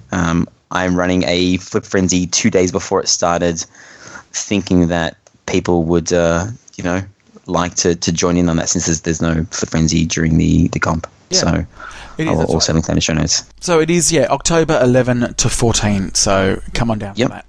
Cool. All right. Is it time for Social Media Watch? Marty, have you heard of McGritty? McGritty, sorry. I hadn't heard of it until it was announced on Facebook, and now I've not been able to look away. Is this the mascot? Yeah. Yep. The really scary mascot? The mascot that's turned into a massive meme. Do you know who created the images for this mascot, Marty? I do. It was Brian Allen. I thought I was going to say, okay. Well, you think I don't know this stuff? Like, it's been all over social media. Hence why it's in Social Media Watch. And what I loved about this story was I first saw it when Brian Allen posted up and said, can finally be revealed. I've been working on this, and they've created my mascot, McGritty. And I went, oh, that's kind of cool. It looks kind of funky. I kind of get it. But within, I would say, 24, 48 hours, things took a turn, Ryan. What happened? Oh, sorry. He's just called Gritty. I called him McGritty. Yeah. It's just Gritty. I was wondering. I'm hungry for McDonald's. Yep. So what happened after that reveal, Ryan? Well, they unveiled him and they made the costume and they kind of did a bit more tweaks to make him pretty much the thing of children's nightmares. It's hilarious though, because the internet's the best. So the people have just photoshopped it onto a million different movie posters and things like that. But the only reason why I'm mentioning it is because Brian Allen, the guy who did the alternative alien art, and it's yet to be seen if he will make his kind of second splash in the pinball world. I believe the rumors are he might be. Yes, maybe he's working on something pinball related. But we've been in touch with Brian. He's a great guy, and so we've sort of got a standing invitation that when he's ready to reveal, he'll come on the show. But that's what he did. I kind of like it. I think it looks better in drawing form than it does in a live action form. The beautiful thing about the internet, though, is that the more ridiculous it is, the more fun that people have with it. Because that's the day and age that we live in, right? Yeah, I don't think anybody has actually been particularly nasty about it. I think they've actually turned it into a humorous meme. Yes. That's what the pinball community needs to do with WWE. Bruce said it on Slam Tilt podcast. WWE is so bad that it's actually good. That's people who need to celebrate WWE for being what it is. I don't mind WWE. Charlie Emery, Marty, has a passport. Yes, I saw that. Where's he going? Where's he going? I don't know. Let's take bets. Where's he going first? Because he's never been overseas, I don't think. So, is he coming to Australia for Flip Out, Marty? Do you think Wayne has no? Okay, he shut that down pretty quickly. I don't actually. Back to fact, I don't know, but I would imagine that Wayne has reached out to him. Wouldn't it be cool if he could bring in Alice Cooper, Nightmare Castle? Because Wayne's got America's Most Haunted. We've got TNA. I'm sure someone could bring Rob Zombie. He could have all 4 games there. Yeah. Come on, Charlie. Come to Australia. Yep. We welcome you with open arms. No, but I think, not that I want to ruin the mystery surrounding this, but I think somebody did post up as well, a list of all the shows that he might be attending, and I think some of them were European. Okay. So maybe he's going to Europe. Well done, Charlie. Cool. We got new Pirates of the Caribbean code. I have no idea why this is in the social media segment. Maybe because I probably saw it on Facebook. Well, I thought, let's call Twitch social media as well, can we? I don't know. Sure. Might as well. So it has come out, and I was watching the Brody Even Pinball, the Buffalo Pinball stream, and I had not seen really any Pirates of the Caribbean streaming or footage for a very, very long time. I would say 6 months, if not more. And I sort of sent you a note and I said, holy crap, this looks really good now. Yeah. Really good. It's an illusion that just because the game... I'm going to bring back to The Hobbit again. So we talk about The Hobbit way too much, but I remember how excited I was for The Hobbit. And I used to post on the Aussie Arcade thread all the time, posting updates. And hey, I just saw an interview and this has happened. And people would write like who cares? The Hobbit's old news. And I'm like, and maybe I'd be like that in that kind of frame of mind now. But back then I was just I was so excited by it. I was just like, no, it's not. The game isn't even out yet. If Medieval Madness was delayed by a year, do you think people would care now? A good game is a good game regardless of whether or not someone tells you that they fumbled the release of the pinball machine and took the spinning discs out. That doesn't mean that the game sucks and that it needs to get trashed now. It just means that they had a shitty marketing release for it. That's what it means, right? Right, yeah.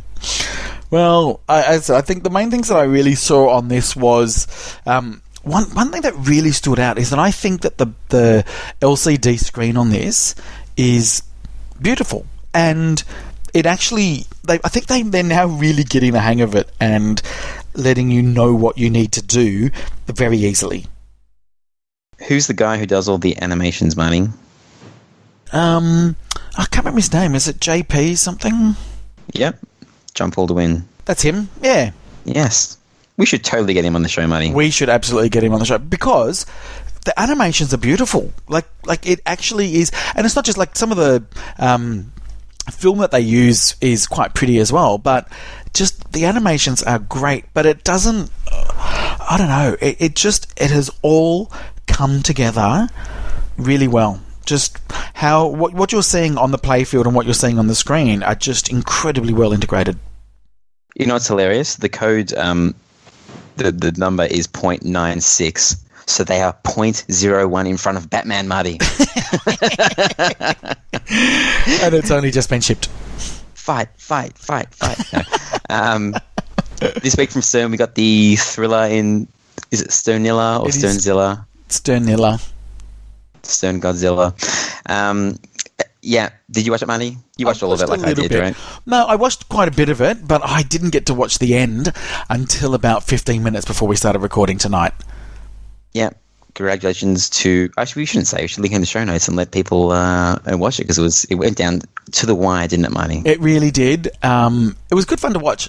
I mean, a lot of people were sort of saying that they are sort of a bit cool on the head-to-head format on streaming because they didn't know which playfield to concentrate on, and you really couldn't concentrate on both. You had to pick one and maybe swap to the other. You couldn't do two things at once. I'm sure there's people out there that can, but yeah, it looked great. People with lazy eyes. Did you see the smack talking that Keith and Zach had a day before on the Papa YouTube channel, hosted by friend of the show, Jeff Teolis? Yes, I did.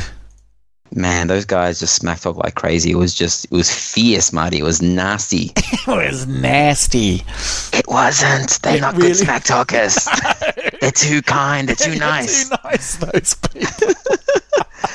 Hey, Jack Danger admitted on that, I think it was that Papa thing, that he returns all of the costumes that he buys. So this dude is naked with his schlong slopping all over the Deadpool costume.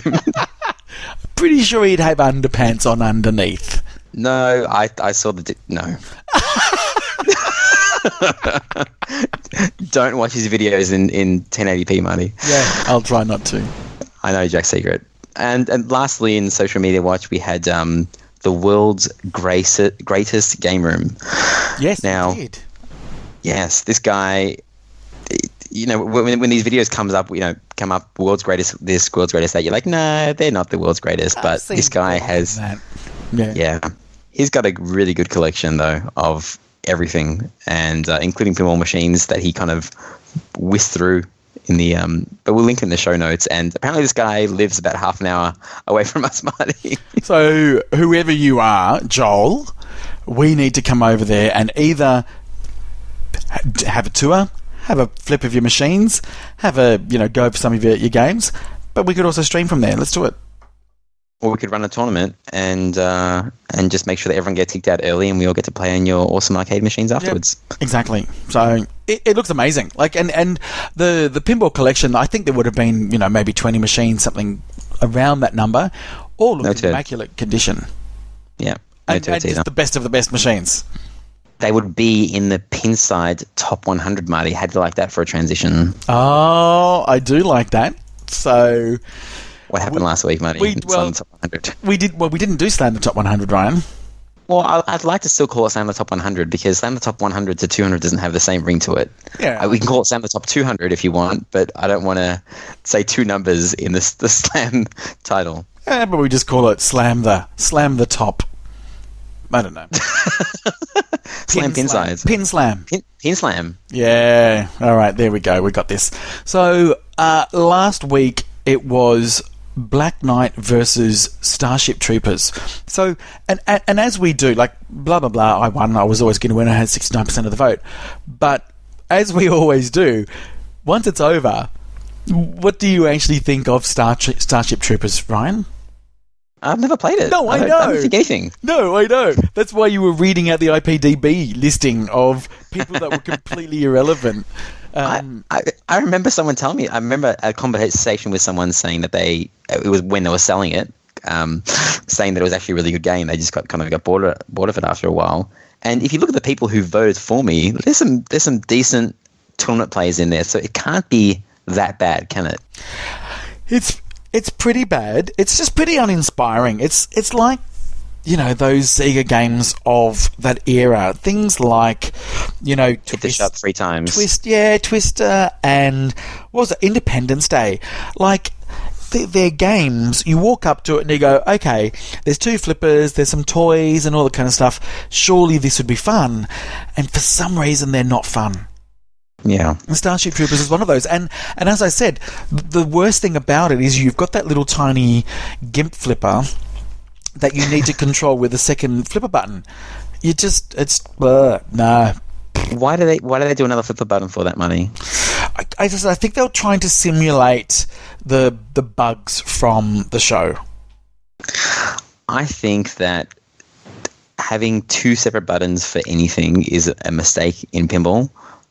Even with like the one on the lockdown bar, if it's excessively used like Star Wars, with an exception made for, say, something like the Shadow, where you're using it to divert something. Yeah, but sure. If you have a separate flipper button for a flipper, I think that segregates the noobs and people on site with the average player.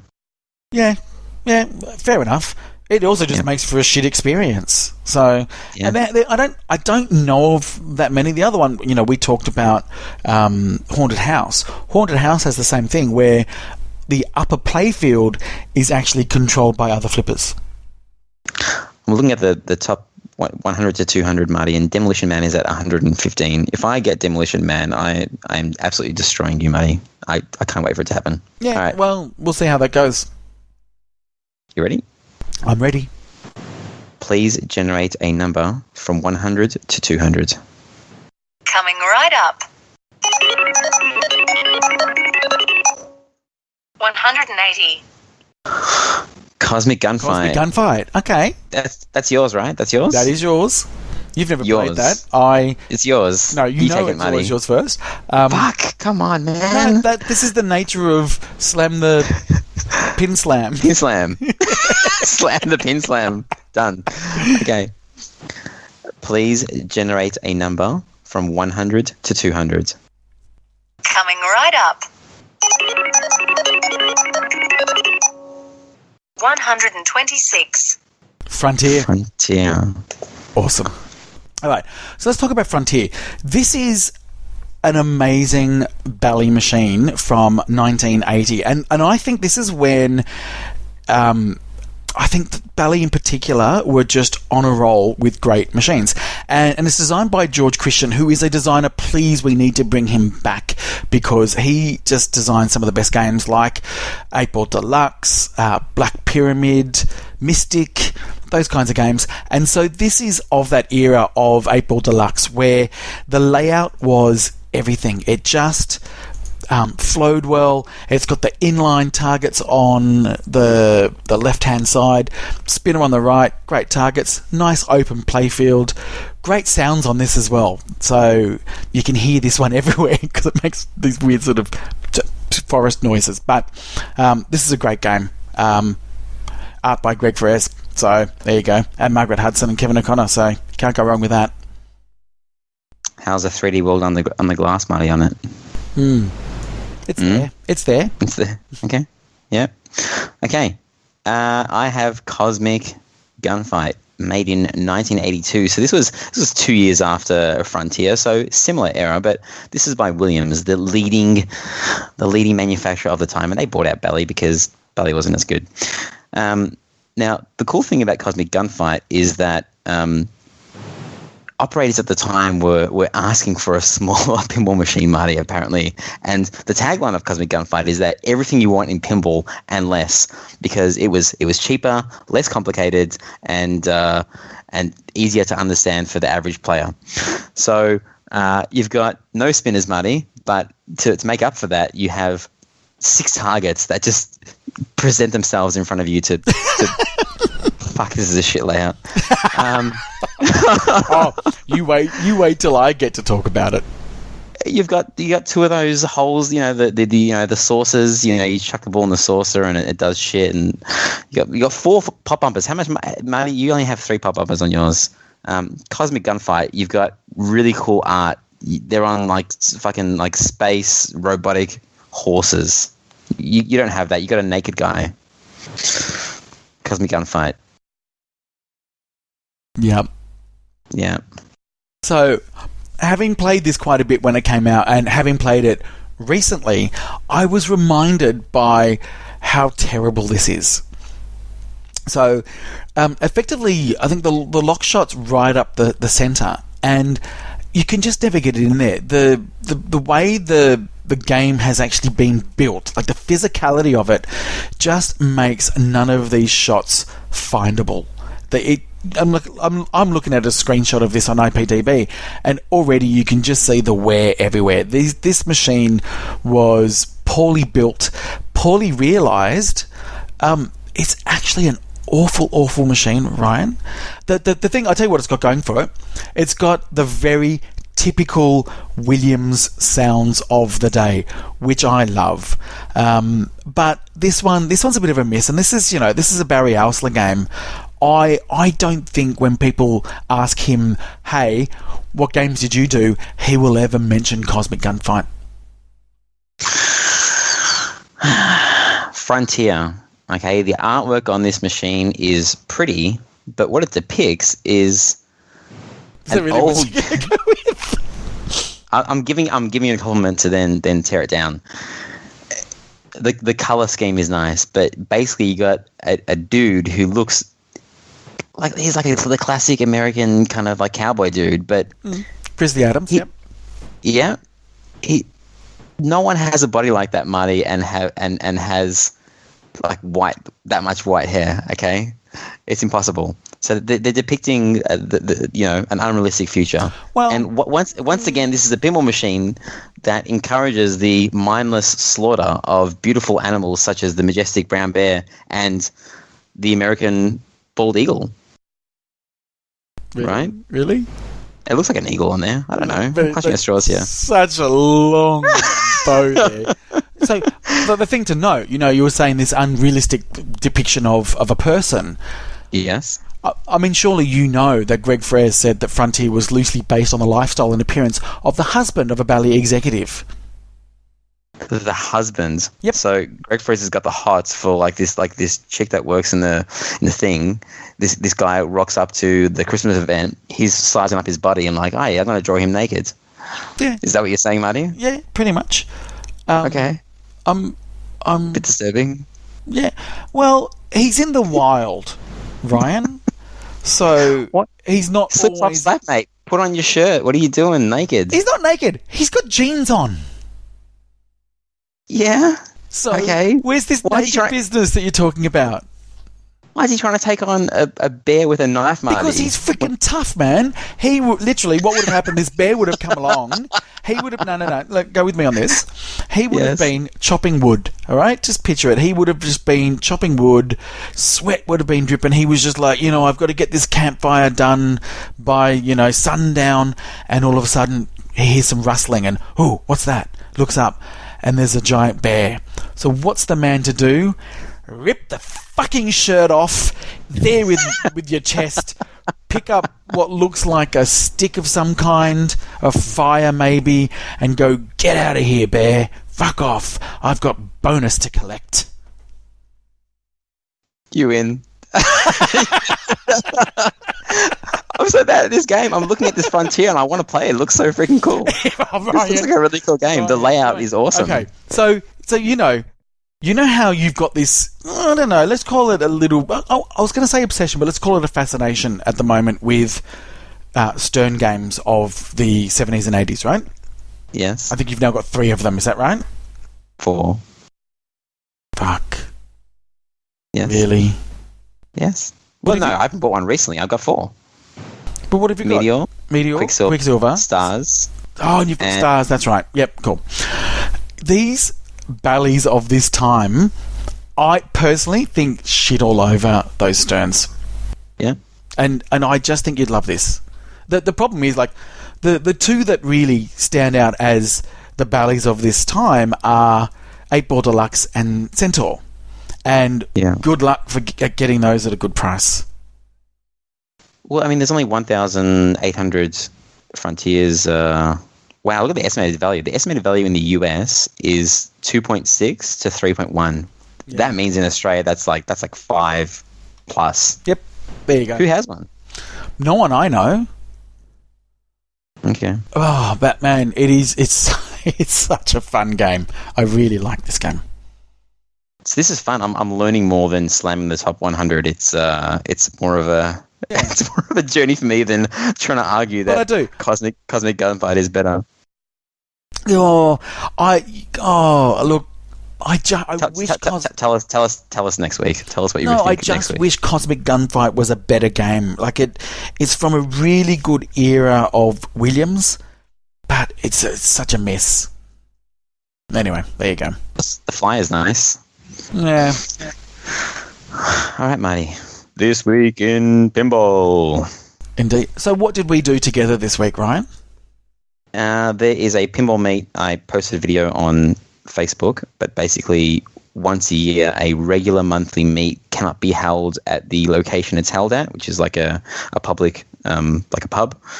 So they get a bunch of machines and everyone kind of donates their machines and they have it at a warehouse. And because it's a public holiday the next day, everyone comes. Yep. And by everyone, I mean like 95% of the Melbourne pinball playing tournament community is there. Yeah, and I think there was 22 machines there, and 6 of the machines were for the tournament.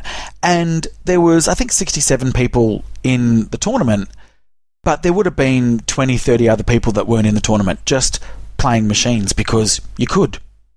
Yeah, Battle Penny was there. Oh, I finally got to play Battle Penny.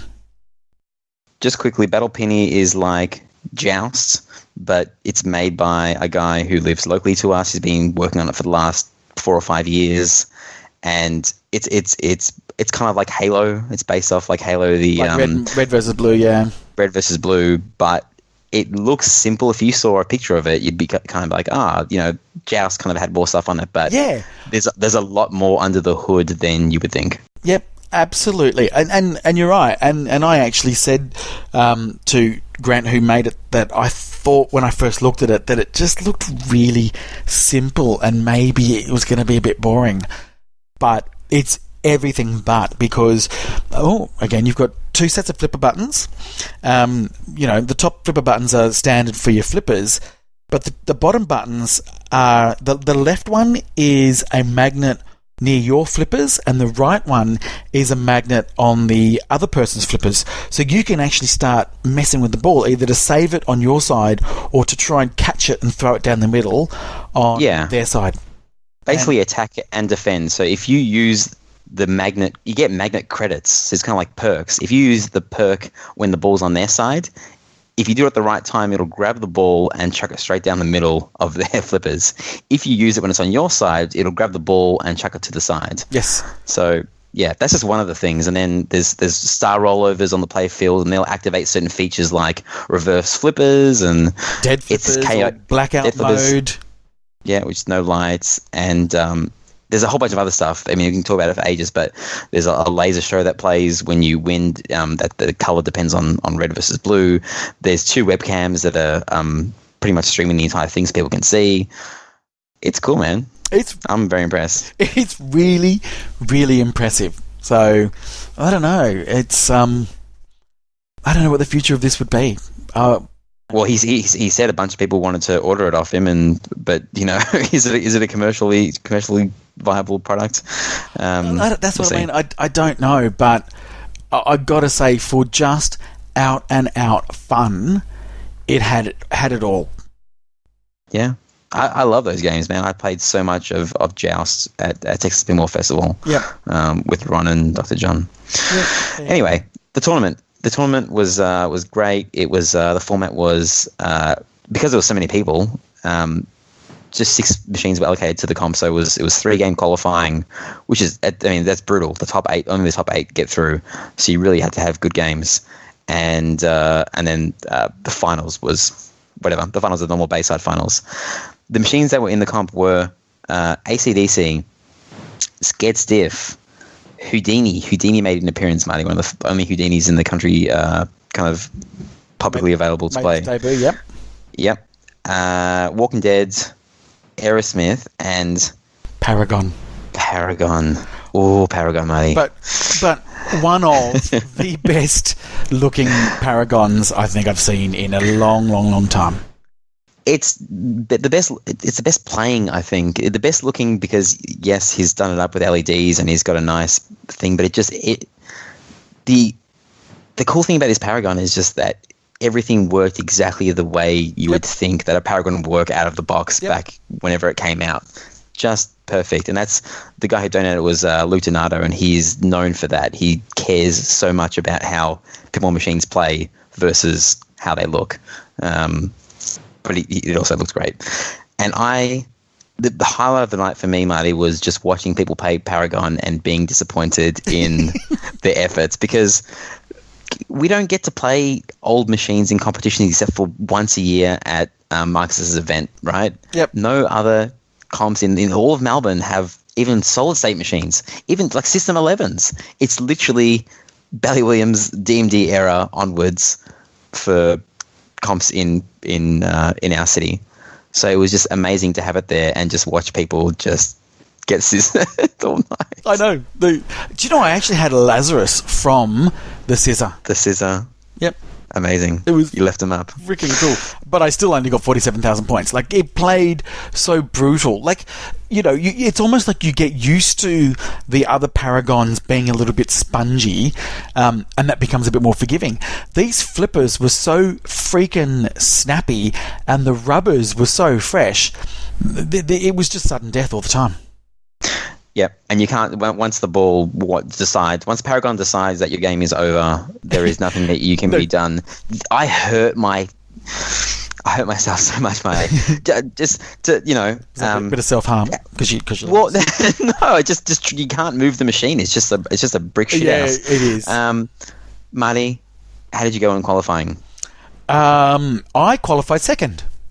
Because I had I can't remember what it was. It might have been maybe 250 mil on Walking Dead, and people. I think one other person maybe got over 100,000. It was a bit of a runaway score, and that pretty much lasted me. Yeah.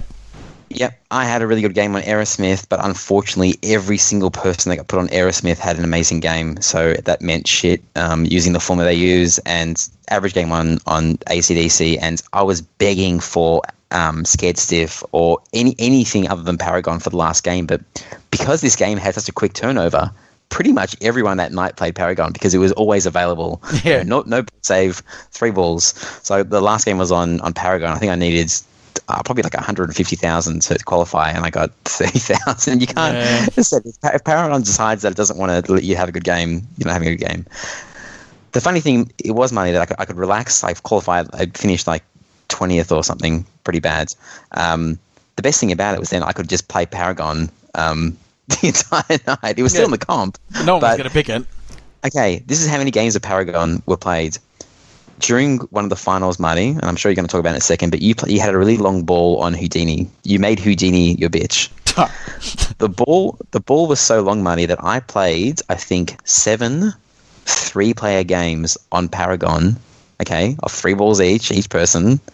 So I'm not sure how many, I said 21 games times 3. So, 63 balls on Paragon was how long it took you to play 1 ball on Houdini. Admittedly, I had a monster ball on Houdini. Yeah. So much so. So this was in the semi-finals. I was up against good friend of the show, David. Hello, David.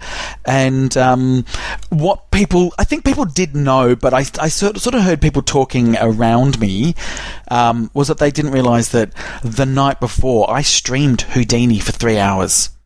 Unfair advantage, Marty. Unfair. Well, how's that unfair? Like, And so on my second ball of Houdini, it went for so long, and they had extra balls turned on, and you could play them.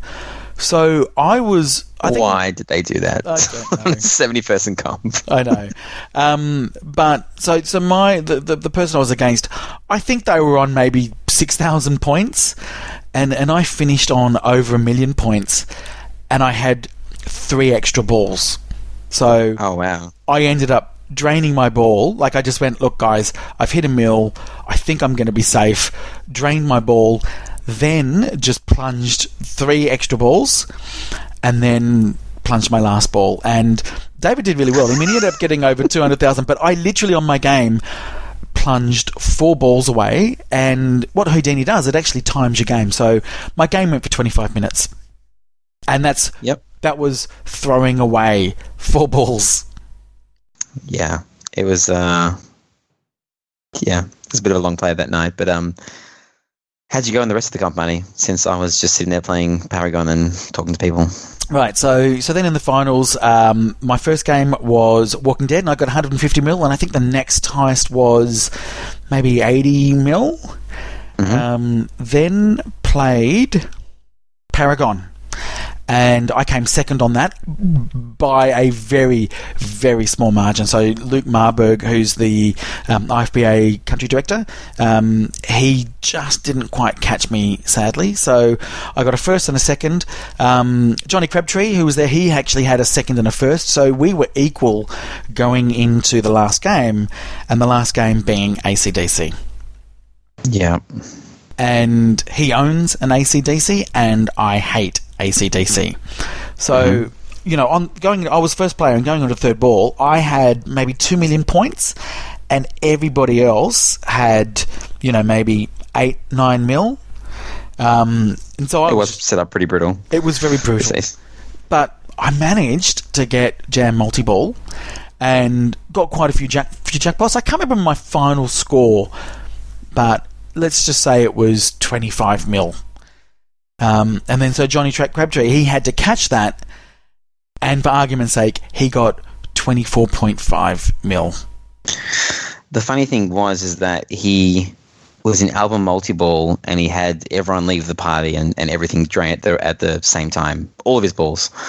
And he pretty much walked away and then came back quickly and slammed his VIP button, and then like 3 balls came back. So I was like, okay. I'm not sure if you saw it, and he was drinking as well. So he was doing this this kind of like this drunken dance, and I was like, okay, Marty's finished. Like, he's coming back with a multi-ball, and it didn't last much longer than that. And yeah, he didn't catch you on bonus, so you ended up winning a 70-person comp. Marty, is that your biggest win ever in terms of like people? Have you ever beaten that many people before? As in coming first? Probably not, no. I mean, look, there's others where I've come second, where there's been a lot more people to beat. Yeah. But, yeah, this was a good win. I was very pleased with it. But what was really funny was that, I think it finished at, 1 o'clock in the morning or something? Yeah. And people come up to me, because because, it was tense, and, I'd had few shit weeks and all that kind of stuff. I just wanted to play a game. So I played World Cup Soccer, just there, sitting in the corner, just playing. And people are like, why aren't you celebrating? You won. I'm like, because I just kind of want to relax. So yeah. It was a really, really good night. So Lucas puts on a fantastic event, and it was really cool. So Nick and Brad, who come along regulars to the Bayside Pinball Club, it's their company's factory that they let us put all these machines into, and it's actually my favourite event of the year in Melbourne. Yeah, I went to it last year. I think you're the one who kind of told me to come along, and I just didn't think it was going to be that big. And I thought, is it a fluke that there were this many people here? But there was even more. There was even more this year, and I love it. It's an amazing event because of all those games on free play. You're never sitting around twiddling your thumbs. If you can go and play all the other machines, and every other tournament in Melbourne doesn't have that really, because they use all the machines, or you have to pay $2 a game to play the other game. So That's exactly right. thank you for everyone involved. Yeah. Right now, Marty, while this podcast has been released, we are actually playing another a tournament at Hashman's, the Hashman's Super Secret Competition, and it's going really good. Are you enjoying your night? Yep, I think I'm going to win this one as well. Okay, we'll talk about it next week. But in preparation for this, and I saw people suffering through Paragon, and I must be sadistic. Is that the word? Yeah. Or was it masochistic? Yeah, sadistic. I enjoyed it so much that I would like to see people suffer more, because as much as you probably enjoyed just destroying everyone on Houdini, Loved it. It's yeah. If I was playing with you, like, hey, let's play a game of Houdini together, it's not fun to watch you, anyone, regardless of your flipper skills, it's not fun to watch someone play for half an hour. Can I just say, though, in my defense, I was about 10 minutes in, and I cradled the ball, and I looked around and I said, guys, this game's going to go forever. Do you want me to stop? And they said, no, we actually want to see how far you can go. So yes, I'm just no. I'm not giving you shit about that. What I'm just trying to say, my overall. I know story where you're going is with that, this. No, is that I like Tron. The shorter the game. Yes, Tron. The shorter the game is. The shorter the game is, the more fun it is to play with friends. Sure. So, as a side tournament with this event that we are currently at, because this is pre-recorded, I have put mini flippers on my Tron, just like Carl D'Angelo did at the Pinball at the Lake. I saw, this is not an original idea. I copied this off Carl D'Angelo, and I did a quick couple of 20 games to test it out, and it's impossible to play. Like because I haven't shortened the outlanes. I haven't done anything to make it really easier. You can't start if you start multi-ball, like you've won the game. So I've set up with a coin mech, Marty, so it's automatic. People literally bring your $1 coins, and they'll be shoving money in there, and you try and qualify. The top 4 qualifiers go into a 4-person final. Whoever wins all the cash. There will be more money in there, Marty, than winning the entire main tournament. There's going to be no whoppers, but you will win over $100 if you can master the mini Flippertron. Okay. There's going to be fun, man. I hope so. I hope people don't play it once and go, that is so shit, you're not getting any more of my money. I don't understand yet. I don't understand at the moment people not enjoying playing short games. And I can't remember how long I've been into short games, but I'm pretty sure it hasn't been my entire 4 years I've been into pinball. Yeah. Because I bought Wizard of Oz, and I was like, hey, I want to own all of these games. I want to own Simpsons Pinball Party. I've never played it. I want it. Lord of the Rings, never played it. I want it because of that long playing game. But now I'm like, give me the shortest, most impossible game ever, and I will have fun playing it. Yeah, fair enough. Cool. That's about it. Oh, yeah. I'm bored of Adam's Family, so if anyone wants to swap me a cool game for that. Yeah. I told you. I've been saying it for so long. It's a terrible game. I bought a whole bunch of flipper rebuild kits, and I rebuilt the flippers on it, and like the side shot for the jackpot is now beautiful. But yeah, if you learn... Well, okay, I'll sell it unless someone emails me, email at head2headpinball@gmail.com, and tell me, how do I make Adam's Family hard without ruining the game?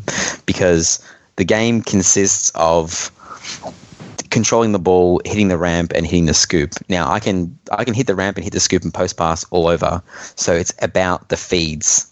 It's the feed from the right scoop and the feed from the left scoop, or the feed coming down the ramp. Well, you know, right? that most people just really put a thick rubber next to the scoop, so it makes it harder to get the modes. But the scoop is so close. I mean, if it's a thicker rubber on a faraway shot, then that's kind of like. But when it's but if you miss it, it bounces. It goes everywhere. So that's what they do in tournaments, and it doesn't ruin the game. It actually makes it hard. Do you know what? It makes it less easy, I guess, is what I want to say. Do you know what the problem with mine is? We've talked about Cliffy protectors and stuff before. This has no Cliffy on there, and the game the playfield is so worn that it's almost made the hole into like a South Park style hole. So I can't miss that shot. So I'm guessing putting a rubber on there, maybe that's the problem. All right, I want to try that. I'm going to put a big fat rubber on there. Okay, and so that's the rest of your week? I think so. Well, unless you know something that I've done that I don't know. Well, there is, and it's something that I did, and you did as well. Okay. So, Ryan, get ready. Yes? I bought a pinball machine this week. Oh, yeah. I forgot. Oh, fuck. So before you tell your story, after the Roger Sharpe interview, my wife was complaining about my pinball involvement versus family time and work time and that kind of stuff. And I'm sitting there arguing with her, and she must be fucking right, because I took time out of my day to do that, and I must be doing so much pinball stuff that I actually forget. I can't believe I forgot. No, I know. Okay, go. Tell your story. Okay. Oh, my God. So basically, Gumtree, which is our version of Craigslist for those people overseas, and I have alerts. So if anything's in Victoria that is pinball related, I get an immediate alert that comes through from me in an email. I was in a client meeting. I was up on the whiteboard doing all my stuff and all, projection figures and all this kind of stuff, blah, blah, blah, blah. Brand new client, big meeting. And then I was one end of the room, the other people started talking. And I thought, whilst they're talking, I'll check my email. This notification comes through and this particular machine. And I'm like, shit, this is a machine at a fantastic price that I'd want, but I'm in a meeting. So what I did was I took a screenshot of it, sent it to you and went, damn, I'm in a meeting. And what did you do? Well, yeah. You did something amazing is what you did. You fell for my bait, basically, which was, okay, well, do you want me to contact him? I went, yes, please. You could just ask, Marty. I'm not that type of person. Just be straight out. Like, I'm going to say yes regardless, so don't beat around the bush. No, it was just, I was just hoping that you would. Anyway, so you did. You then went and organised to go and see this at 1 o'clock. So I'd messaged you at 10 o'clock in the morning. You were there at 1 o'clock, rang me and said, here's the condition of the machine. And I think we probably agreed it is probably more of a player's condition than a collector's condition, would you say? Yeah, I mean, cabinet-wise, but the machine had been on site and recently shopped, as people call it, so it does play perfectly. Like, you need to do nothing mechanical to the pinball machine. So, I haven't had it delivered yet, so hopefully that will happen this week, but I bought a Lord of the Rings.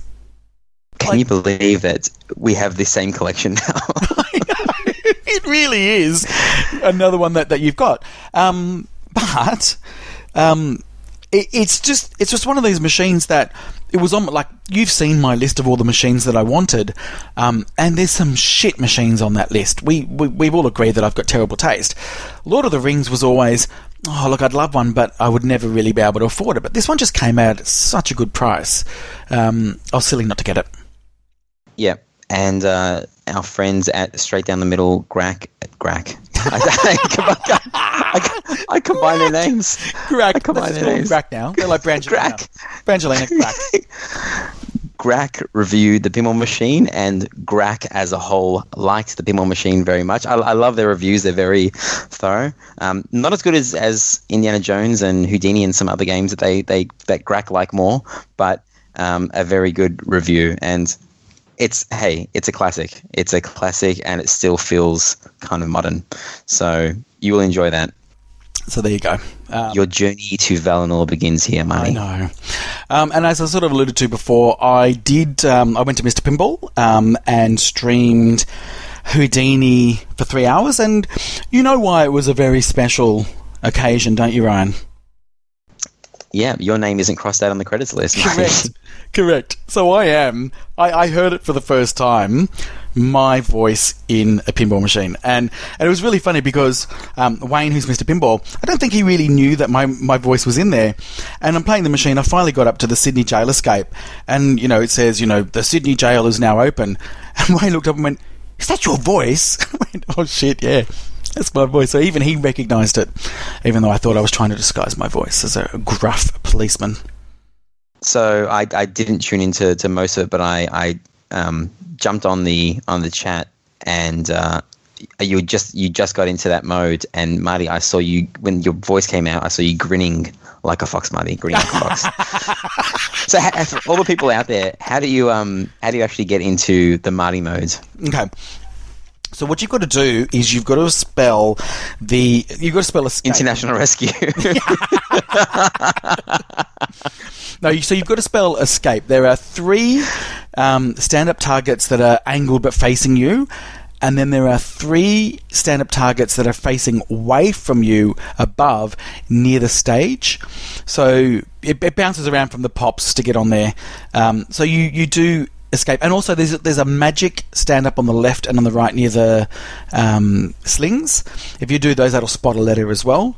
So you light escape, and then you get it into the hole that's just in front of the stage. And in the way this one was set up, it was actually the 3rd jail. So I think it went Chicago, London, then Australia. But when we played at Bayside the other night, it was on the previous code, so I got to hear the other person's voice doing the Sydney jail. What would you give your score out of 10 and his score out of 10, Marty? Okay. If you're talking about authenticity, I would give mine 10 because I'm Australian. You're an Australian cop, Marty. Yeah. No, I'm an Australian. So therefore, the Australian part of it, I would give myself a 10. He's sounded like a British person, so It didn't really sound Australian that much. As far as my rating on impersonating a cop, I'd probably give it a 5 or a 6. So, you need some... okay, cool. So anyway, there you go. That's it. Done. Are we done, Marty? Oh, sorry. I appeared on the Slam Tilt podcast. I was on there a couple of months ago, and we did a impromptu kind of rip-off of every single podcast. And for some reason, I really love ripping podcasts off, so I joined them again, and we ripped off every single podcast out there. So I will link that in the show notes, but I'm sure everyone has already listened to the Slam Tilt podcast. Yep, I'm sure they all have, except for me. I didn't know you were on it. You serious? Yeah, I haven't listened to it yet. Okay. Hilarious. But you know, I had so much fun doing it, Marty. I almost felt like guilty. I'm like, we should have done that. We should have had the rip-off episode because it's so much fun. Maybe one day. I'm pretty sure every episode of ours is a rip-off episode. Yes, it is. Slam the top 100. Right. Okay. All right. Well, thank you everybody for listening, and stay tuned next week as well for part 2 of the Roger Sharpe interview, where it gets juicy.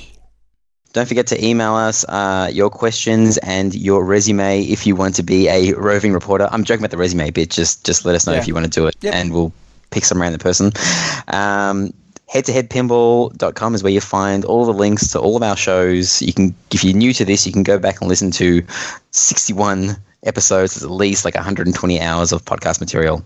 Riveting stuff. Follow us on Facebook, Twitter, Instagram. I post funny stuff on Instagram, like Luke being impressed about Paragon. And yes, send us all of your Patreon dollars and you will get exclusive content. You will. It's a paywall. It's a podcast paywall. All right, everybody. We will speak to you soon. Bye. Bye.